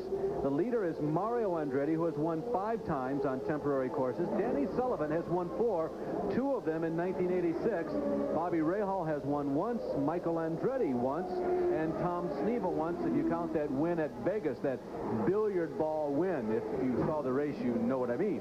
I guess cue ball, perhaps, is a little bit better way of putting it. Al Unser Jr. is one of only 3 drivers to finish 6 of the 7 events in 1986. There you can see 2, 3, 4 going through the corner. Running in 5th position is Mario Andretti, and I believe that is Andretti. Yeah, right behind Roberto Moreno. Another relatively interesting statistic as we look at 2nd, 3rd, 4th, and 5th.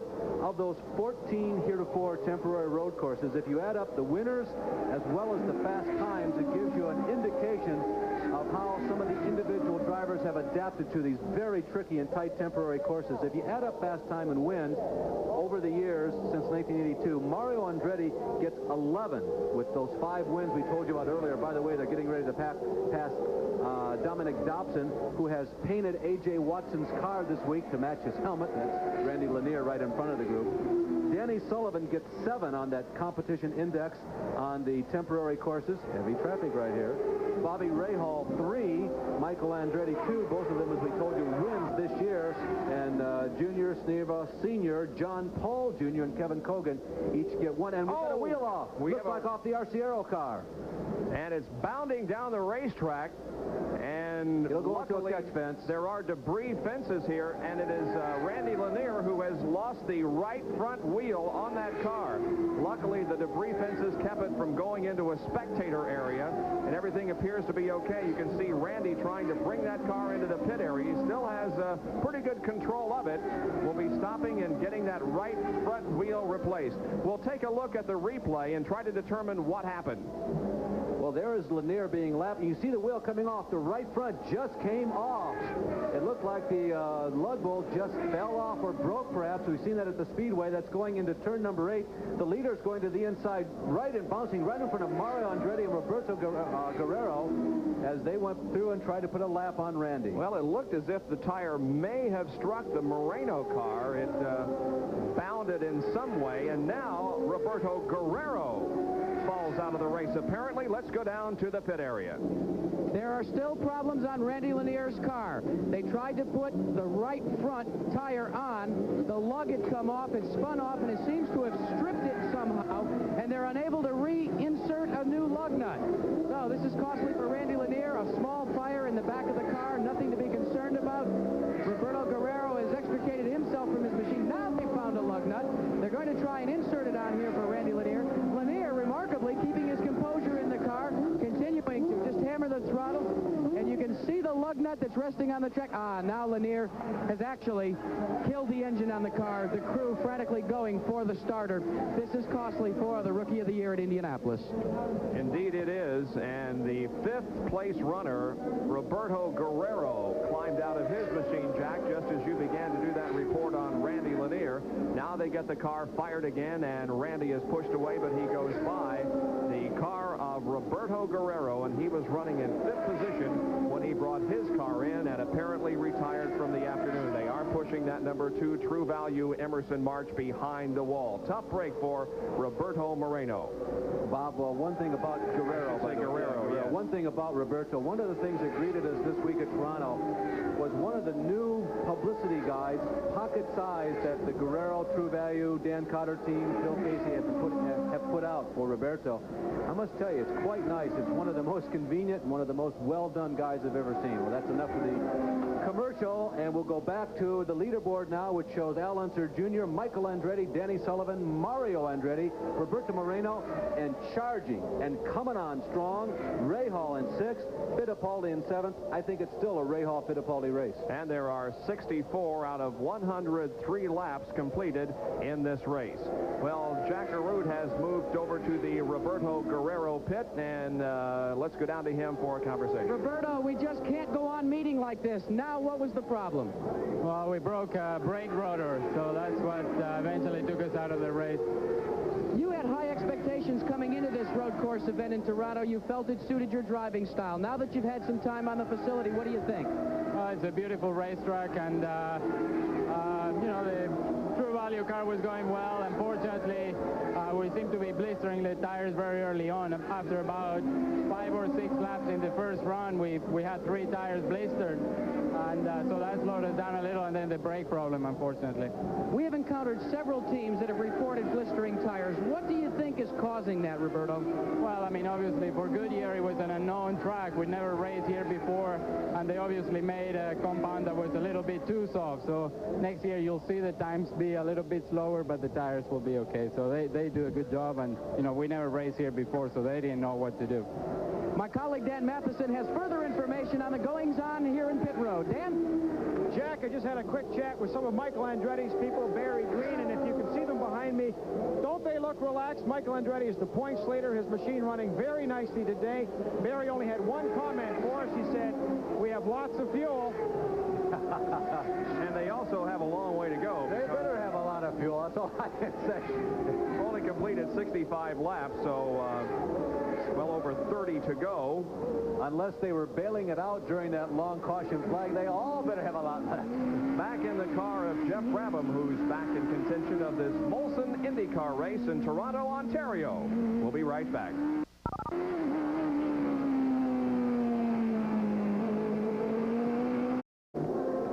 For the Molson Indy, Bob Jenkins, Larry Newbert, Dan Matheson, and Jack Arute. Al Unser Jr., Little Al, is the leader of this race right now. Running in 2nd position is Michael Andretti. 3rd is Danny Sullivan. Bobby Rahal is moving up from a 6th place that he had to fall into after he was assessed a 1-lap penalty for passing the pace car when we had the long yellow because of the Mike Nish accident. Roberto Moreno is still up there running in the top 5. It's beginning to tighten up just a bit. There is first and second trying to put a lap on. I think it's John Morton in the Genesee Beer Wagon. Yeah, that first and second there is Little Al and Michael. I would be a little surprised. Oh, no, Michael's going to make the move. I was going to say I'd be a little surprised, but Little Al gave him the room, and Michael went underneath. So a pass for the lead, and Michael Andretti goes back on top of an IndyCar race. He has led all but one race this year. He did not lead a single lap at Cleveland, but that broke his record, and now he assumes command here in this IndyCar race in Toronto and tries to pull away from Al Unser Jr. If there has been a Mr. Speed with a capital S in 1986, it's that guy right there in that blue and yellow car. Michael Andretti has been seemingly superior at every racetrack except the last race at Cleveland. That was the last time, the only time this year that Michael didn't look like he had the best car in the racetrack.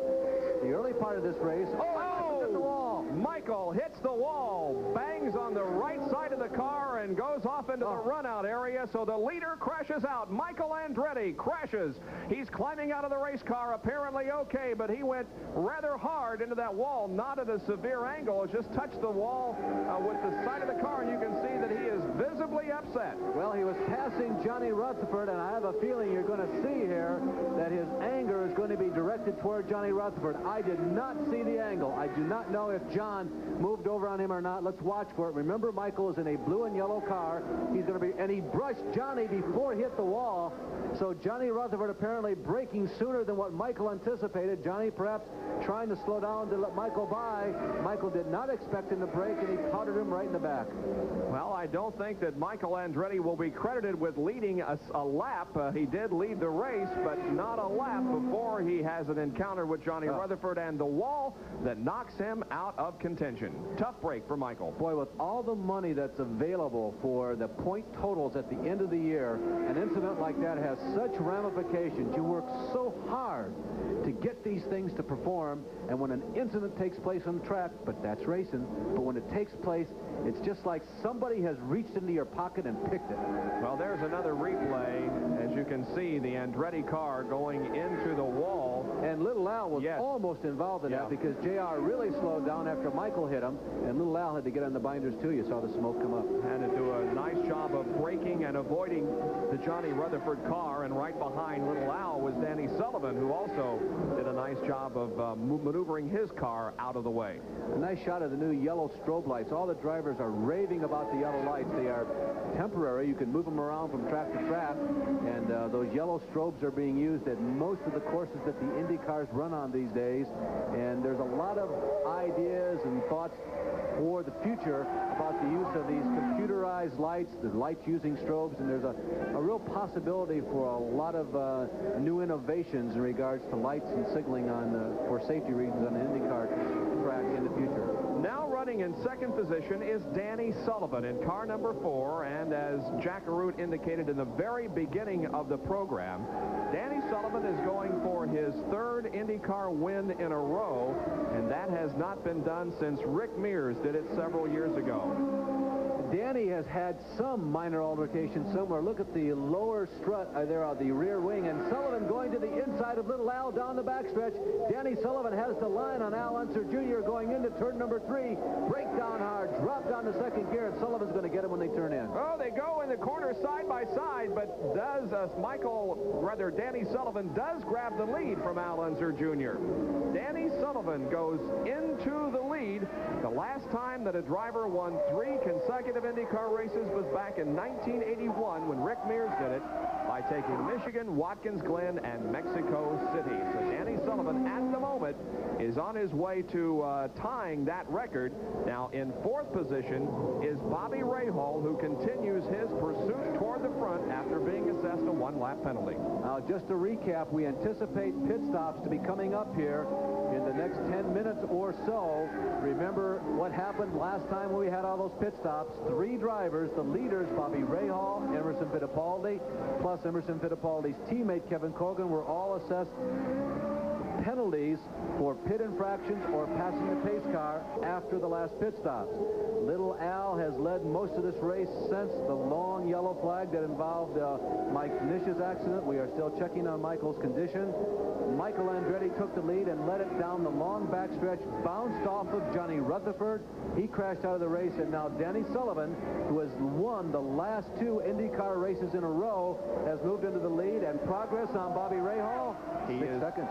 He is 4th right now behind Mario Andretti, Al Unser Jr., and Danny Sullivan. Rick Mears makes another pit stop and goes back out onto the racetrack. It's just not been a good weekend at all for Rick Mears, starting in 15th position, about 4 miles an hour off of the pole speed.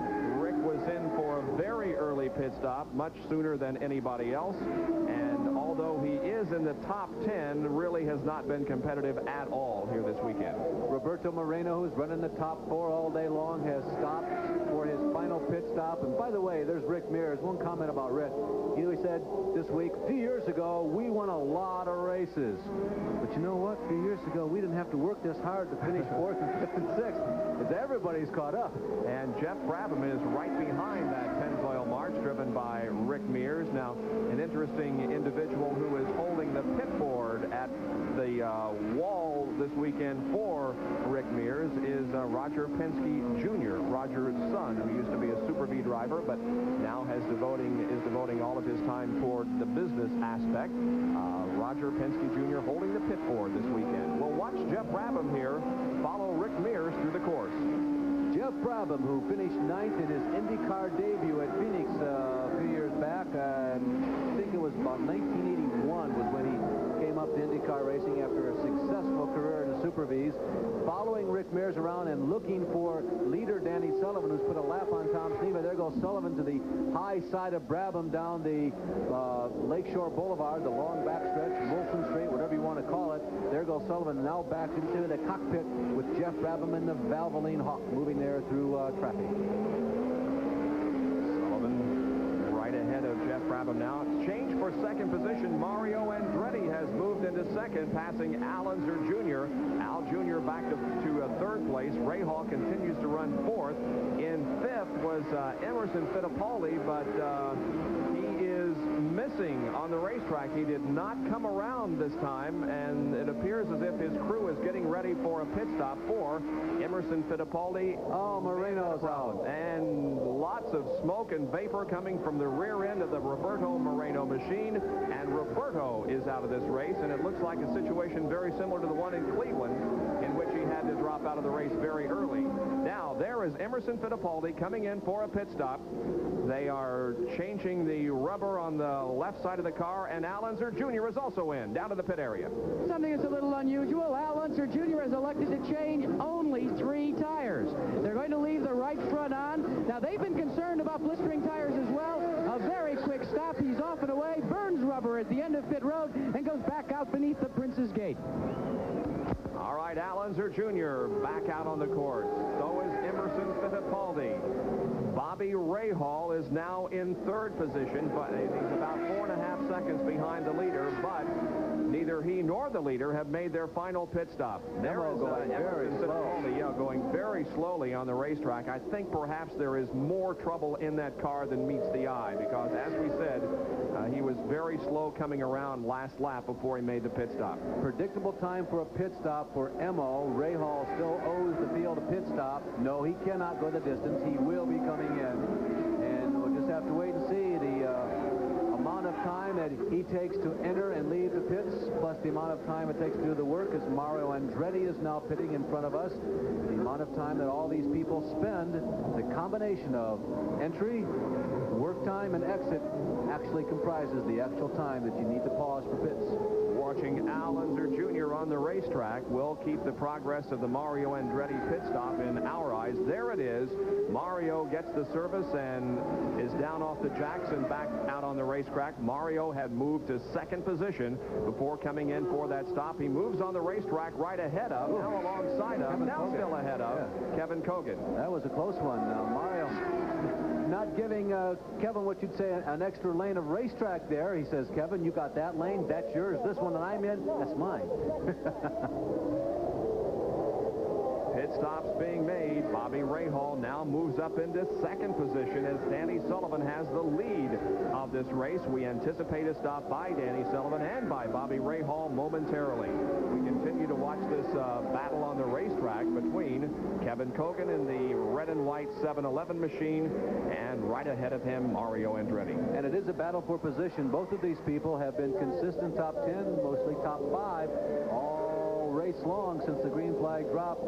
Sullivan continues to lead this race, now moving up, I believe, on Ian Ashley, the Canadian, who got a ride with Dick Simon this weekend. Canadian who was born in Germany. He grew up, spent most of his younger years in Great Britain. He holds dual citizenship from Great Britain as well as Canada. His mother was a Canadian. His father was in the Royal Air Force. As a matter of fact, his father was one of the test pilots for the early Concords. That's Ian Ashley. Ian Ashley, who has spent the last 6 or 7 years after a very serious Formula One crash, plotting and planning. Here comes Danny Sullivan, the leader, plotting and planning to come back to IndyCar racing. And we go down to Jacker Road for a call on the pit stop by the leader. The crew is waiting for the appearance of Danny Sullivan. He rolls to a stop. The wounded wing is not as bad as it looks like out on the racetrack. Now, here's something very unusual. They are going to change only the left rear tire. They have completed it. The fuel is going in, taking on as much as they can for the end of the race. They are down and away. A brilliant stop, but whoa. Oh, he killed the engine. Stalled the car.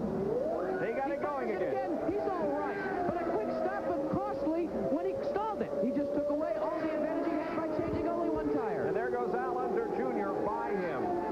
Now, we watch for a pit stop by Bobby Rahal, who is the leader. We'll also inform you that Emerson Fittipaldi is back in the pit area and appears to be out of the race.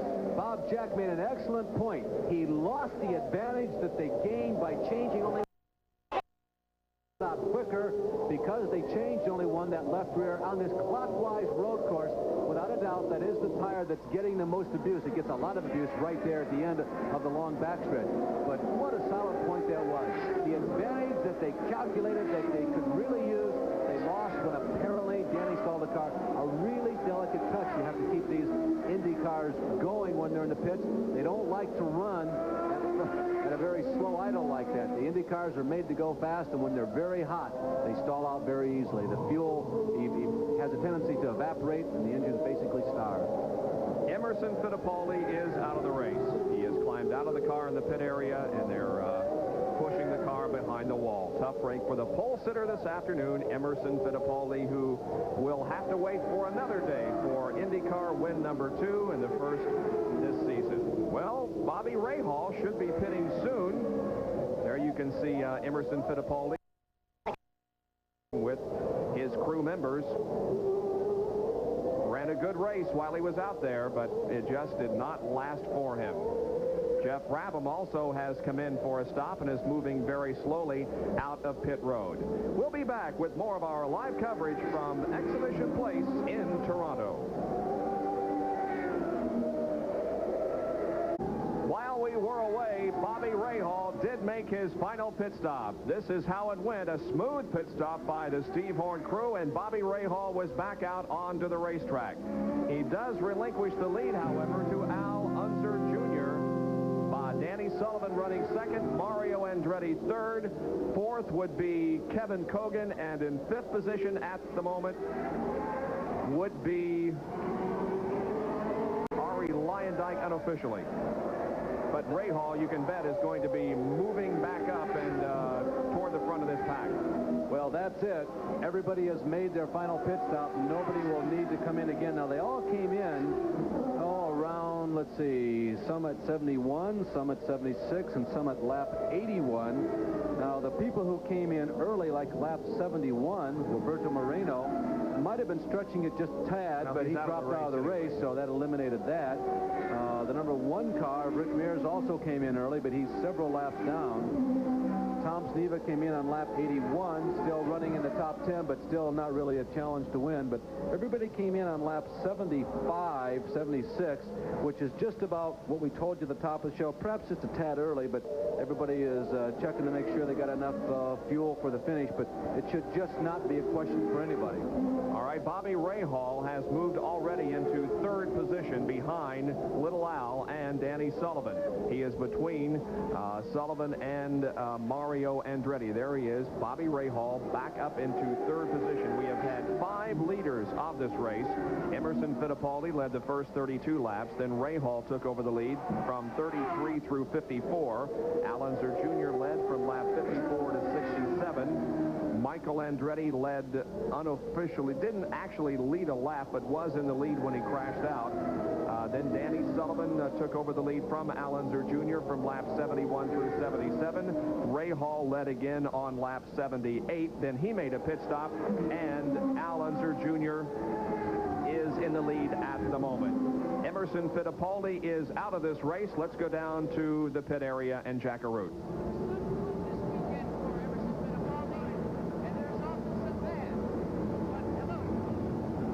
Again, we are having a microphone problem with Jack Arute and his equipment. We apologize for that, but Emerson Fittipaldi is out of the race. Since 1957, yes, 57, there have been a total of 16 race meets of Indianapolis cars out of the United States.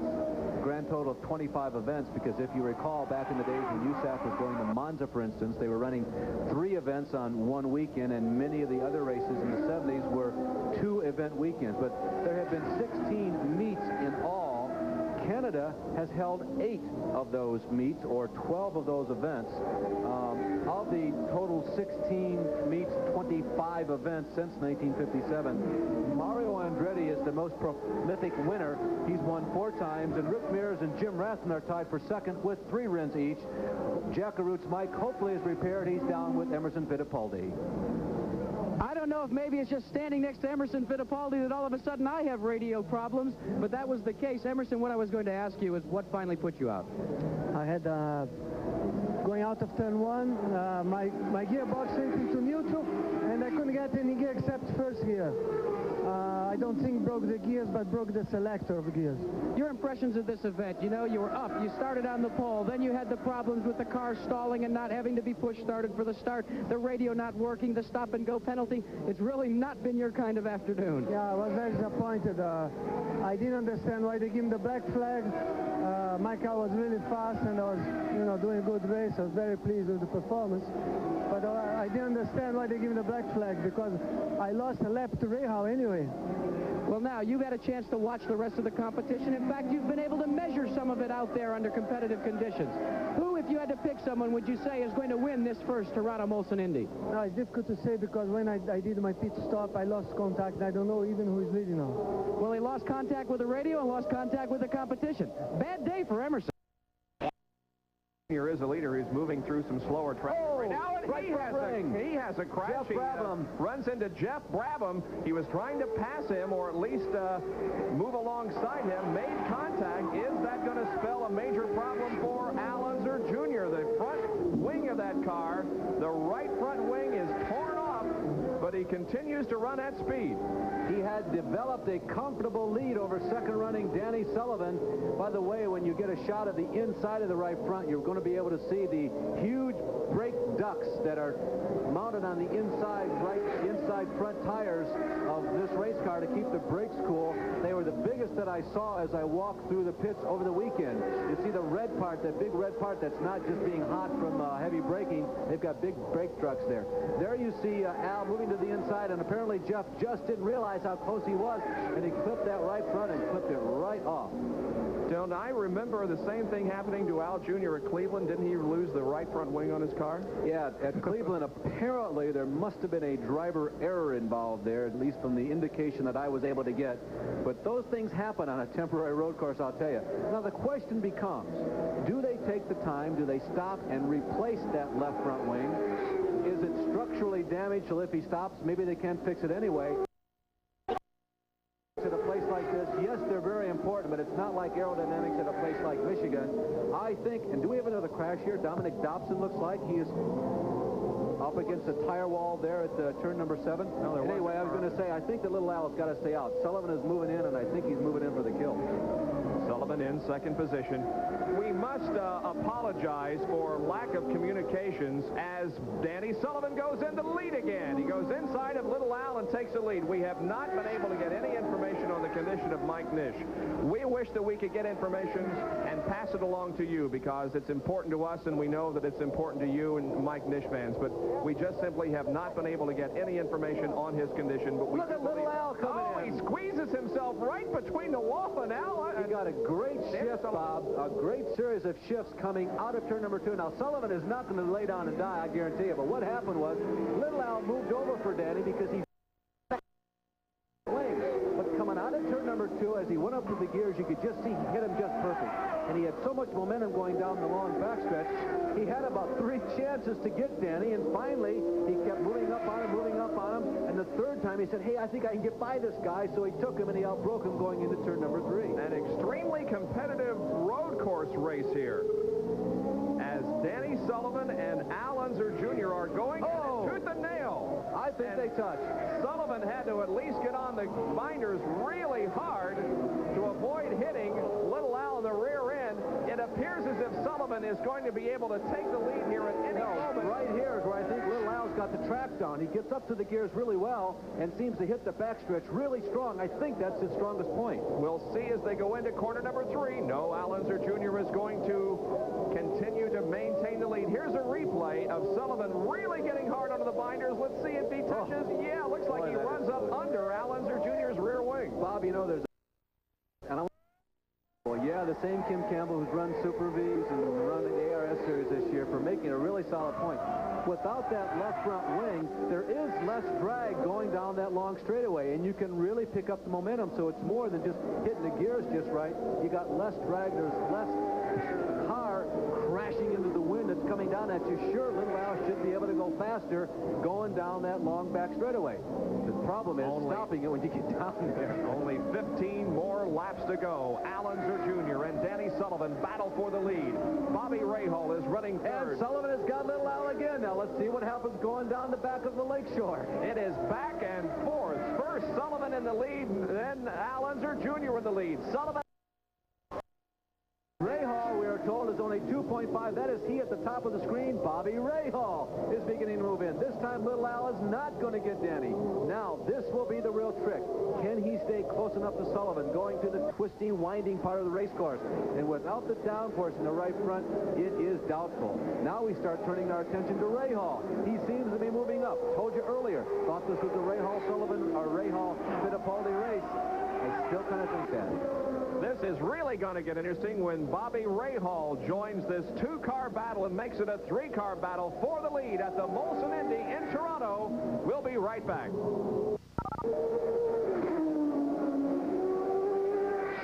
Toronto, new second-place runner, Bobby Rahal has passed Al Unser Jr. Now, it is Danny Sullivan leading. Rahal is second, and Al Unser Jr. is third. It's a tremendous race here, but now it appears as if Sullivan and Bobby Rahal. Moving around Johnny Rutherford. Remember the problems that Michael Andretti had in getting around Johnny Rutherford. Not so for these guys. Here we go. Rahal. It's a pass for the lead, and Bobby Rahal grabs the lead at the end of the backstretch going into turn number 3. Rahal has passed Danny Sullivan for the lead. So Rahal has overcome some big obstacles here this afternoon. He was assessed a 1-lap penalty during the long caution period caused by the Mike Nish accident, but he has come over the lead. By the way, we do have just a little bit of information on Mike Nish. We can tell you that he has been taken to Toronto General Hospital where his condition continues to be assessed. He is with Dr. Terry Trammell from Indianapolis's Methodist Hospital, who is a specialist in lower extremity injuries. Here is a replay of made on Danny Sullivan. Simply stated, Rahal is the fastest car on the racetrack right now, and he has been for the last 20 laps. And it was a matter of when he caught the leader, waiting for the best opportunity to pass, and without a doubt, that long stretch there along Lakeshore Boulevard is the best place, and Bobby made it look very easy, although Sullivan has not let him get away. Rahal was running back in about 10th place after that long 1-minute penalty assessed to him. So Danny Sullivan back to second now, trying desperately to become the first driver since 1981 to win 3 IndyCar races in a row. But Bobby Rahal is the leader at the moment, and now begins to put just a couple of car lengths between himself and Danny Sullivan. Back to the Dr. Terry Trammell. He was the doctor that repaired Shirley Muldowney's very badly broken leg and feet, and has worked on several IndyCar drivers who have that type of injury. So he's in very good hands. General Hospital. We go down to the pit area and get this report from Dan Matheson. Point leader is a 2-time winner this season, but Michael Andretti will not finish the Molson Indy in Toronto. Michael, what happened? Well, Johnny Rutherford ran me into the wall. I was setting him up to lap him. Right, for whatever reason, I don't know, and I had no room, and I got caught between him and the wall and went for a good ride. Seems to me you're saying JR knew you were there and he was squeezing you. No, I wouldn't say that, but I'd say that I don't know why he changed lines, but he changed lines on me, and it caught me totally off guard because I had to set up really nice into the next corner, and I don't know why he did it. Well, with you gone, who do you like now? Only a few laps left. Well, I'd like to see Rahal take it because right now Sullivan's closest to me in points. Michael, thanks very much. Thank you. As a matter of fact, Michael Andretti did go into this race as the points leader, and Tom Sneva was in second position in the points, with Danny Sullivan third, Mario fourth, Al Unser Jr. fifth, then Rick Mears and Bobby Rahal in seventh in the point standings going into this race. Bobby Rahal, who has become one of the top runners in IndyCar racing on the road courses. He has won 5 times. That ranks him 6th among the currently active drivers. He has 6 poles, which ranks him 4th, and he's won over $650,000, which also a 4th ranking. Kevin Kogan, who is running in 5th position, as you can see, is in the pits right now. We'll be back after these messages. With just 7 laps to go, Bobby Rahal leads the Molson Indy. Danny Sullivan runs second. Al Unser Jr., whom we are watching right now, is third, minus a right front wing. 4th position belongs to Mario Andretti. 5th, Kevin Kogan. He did hold on to 5th position despite his late pit stop.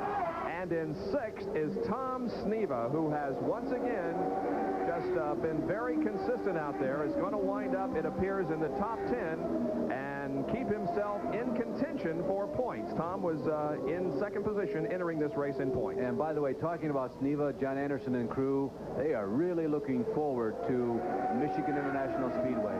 They're already thinking pole there. As you know, Tom is extremely good at the ovals, and they have run good on the road courses this year. They have felt that they have shown some progress and really have gone through a learning process, made some real headway, and they are very optimistic about going back to the ovals, and MIS is very appealing to them, and they are pumped up about it. And you know, Tom took his schooling as far as road courses are concerned at Mosport Park, not too far from here. Now we can see that Mario Andretti has really closed in on Al Unser Jr. This is a battle for position as Mario tries to put himself in third. We'll watch to see what tactics Mario employs here to get around Al Unser Jr. They come around corner number 7 and brake heavily into turn number 8 now. Allen. Mario right behind him. Bob, another factor that's popped up here. I saw in a couple of shots, somebody has oiled this racetrack down pretty well, and you can see that intermittent red and yellow striped flag being displayed at certain points around the racetrack. That's an oil flag. That's an indication. There goes Mario to the inside of Little Al, and like when Sullivan did it the first time, basically Little Al is without a weapon going into that corner with no downforce on the left front, the right front. So Mario Andretti captures third position going into corner number 3. Now they build up speed going down the backstretch. Remember, Al Jr. has the advantage down the backstretch because there is less drag on that car because of the absence of a right front wing, but he is unable to catch Mario as they once again have to brake and go into the corners. Still, I imagine you got to turn to the right to keep the thing from turning left with all the downforce on the left-hand side. It must be a real handful handling a car at 165, 170, 75 miles an hour with all the downforce pressing the car down onto the ground on the left side and the right front basically floating. Look how close first and second star, though. Bobby Rahal has not been able to lengthen his lead over Danny Sullivan. We have got about, let's see, we're on lap 99, so we've got 4 more laps to go, and Danny Sullivan is still in a position to win this race. He is less or just a little over a half second behind. Really, it's a matter of car lengths between the two as Debbie Rahal and the other members of the Budweiser crew, the True Sports crew, watch for their driver to see if he can capture the victory here today. Debbie, as with most of the wives and girlfriends, wearing Bobby's wristwatch as Bobby is out there doing battle. It's one of the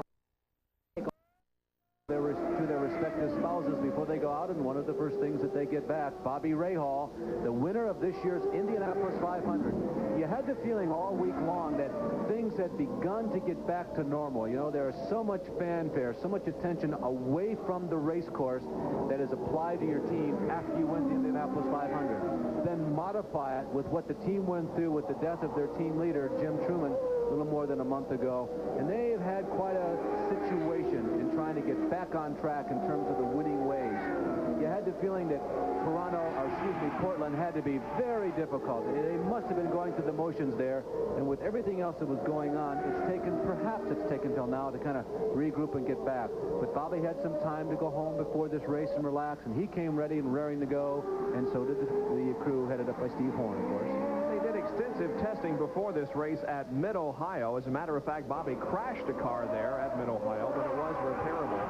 And the province of Ontario creates some very fond memories for Bobby, because it was at Mosport Park that he met his eventual wife, Debbie, back in 1980. Debbie watched her eventual husband, Bobby Rahal, crash at that race, but nevertheless, that's where they met. And as we indicated to you earlier in the broadcast, Bobby Rahal will visit the White House tomorrow and visit with President and Mrs. Reagan. He has now only 2 more laps to go, and Bobby Rahal will capture his second win of the year. Can't tell right now, Bob. I can't make a judgment call as to whether or not Rahal is running a very cerebral race. That difference between himself and Sullivan is only as big or as small as he wishes it to be, or if Bobby has just kicked in the afterburner and is beginning to put some more distance between he and Danny. Bobby is such a bright guy. I think there's a really good chance that he is watching Sullivan's progress in the rear, and he may be establishing his own pace. Rahal may be establishing his own pace, predicated on what Sullivan does, rather than just trying to drive the wheels off the race car. Here comes Rahal out of the corner. Behind him is Danny Sullivan. This time around, he will receive the white flag, and there will be just 1 more lap left on this 1.78-mile circuit. Here he comes off of Bobby Rahal receives the 1 more lap to go signal. We'll watch him. He's now in the corner number 3, bringing it out of the corner number 1 and 2 onto the backstretch now, gaining momentum once again. Danny Sullivan appears to be dropping back just a little bit further. Now at the end of the backstretch, he brakes heavily in downshifts going into corner number 3. Bob, also, this is the first race that the car will have won with something a little extra right on the front windshield. You can't read it there because the camera angle's too far away and the car's going too fast. But there are 3 initials right underneath the front windshield. They are JRT. It'll be the first win with Jim Truman's initials on this race car. That, too, is an emotional moment. Bobby Rahal in the last stages of this course, negotiating the final turns. That will lead him on to the straightaway and to the checkered flag. Let's watch him. He's in corner number 10. Now corner number 11. He brings it off the corner number 11. He gets the checkered flag, and Bobby Rahal wins the Molson Indy. Danny Sullivan in second position, just a matter of car lengths behind. Unofficially in third position is going to be Mario Andretti. And fourth could be Al Unser Jr. But in any case, Bobby Rahal has won this event in Toronto, Ontario, Canada. Still waiting for Al Unser Jr. to come by. There's Mario. And Al should be coming up next, looking around the corner, craning our necks as we watch Debbie Rahal continue to celebrate, and Al coast across the line. with a disgusted, probably, 5th position. So there are the top 4 finishers, and you're watching the Rahal pit area. Celebration is beginning already. Bobby Rahal captures his first IndyCar victory since the Indianapolis 500. It's a good victory for him today, as I'm sure he'll have some comments about that 1-lap penalty that was assessed him. But it really didn't make much difference because Rahal was the superior car and the superior force in this event here this afternoon. Let's go down to the pit area and Dan Matheson. Debbie Rahal in the pits. He's just waiting for Hubby Bobby to come by. What's more exciting, a win in Toronto or a trip to the White House tomorrow? Both. Bobby and I met in Toronto, so this is terrific. That's perhaps a reference to when Bobby used to run Formula Atlantic. He has a lot of friends in this neck of the woods. In fact, he spent all of 1975 racer who went on to Formula One fame in Toronto and in Byron. Back to you. All right, thank you very much. There is Sullivan following the winner of the race, Bobby Rahal, into the pit area, and Bobby Rahal now is moving into victory lane. Jack Arute will be there to interview him in just a few minutes, and we'll be back for that after this.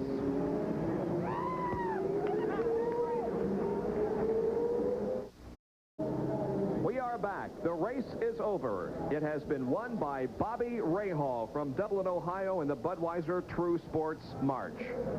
First win for Bobby since the Indianapolis 500. Finishing in second spot was Danny Sullivan. His effort to win 3 IndyCar races in a row wound up short by almost a second.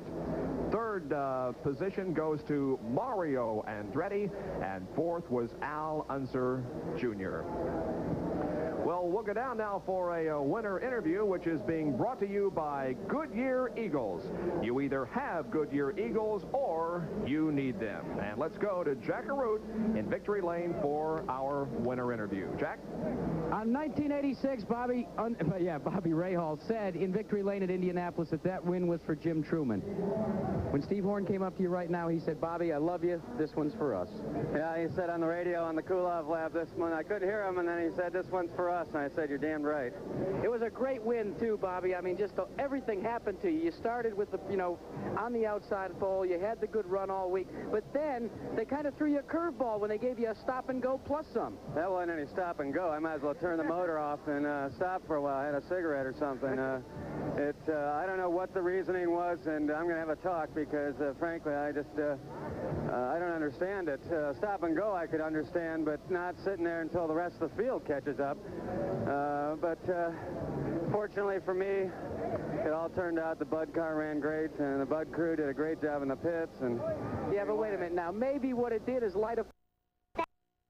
Wait until the end, like maybe the last third of the race to go racing. Did maybe have to turn the wick up just a little sooner today? No, when we were at the tail end of the queue and I had 59-second lead, I was saying, all right. I mean, we got it made, and obviously that wasn't the case. When we came out on the last stop, the car was real loose for about 5 laps.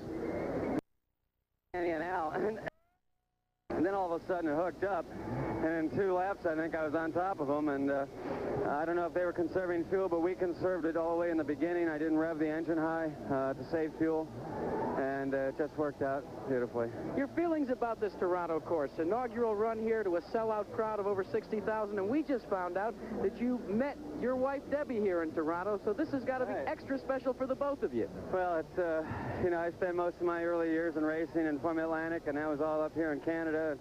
Toronto's just a super city, and the people up here are real racing fans, and obviously meeting Debbie here was...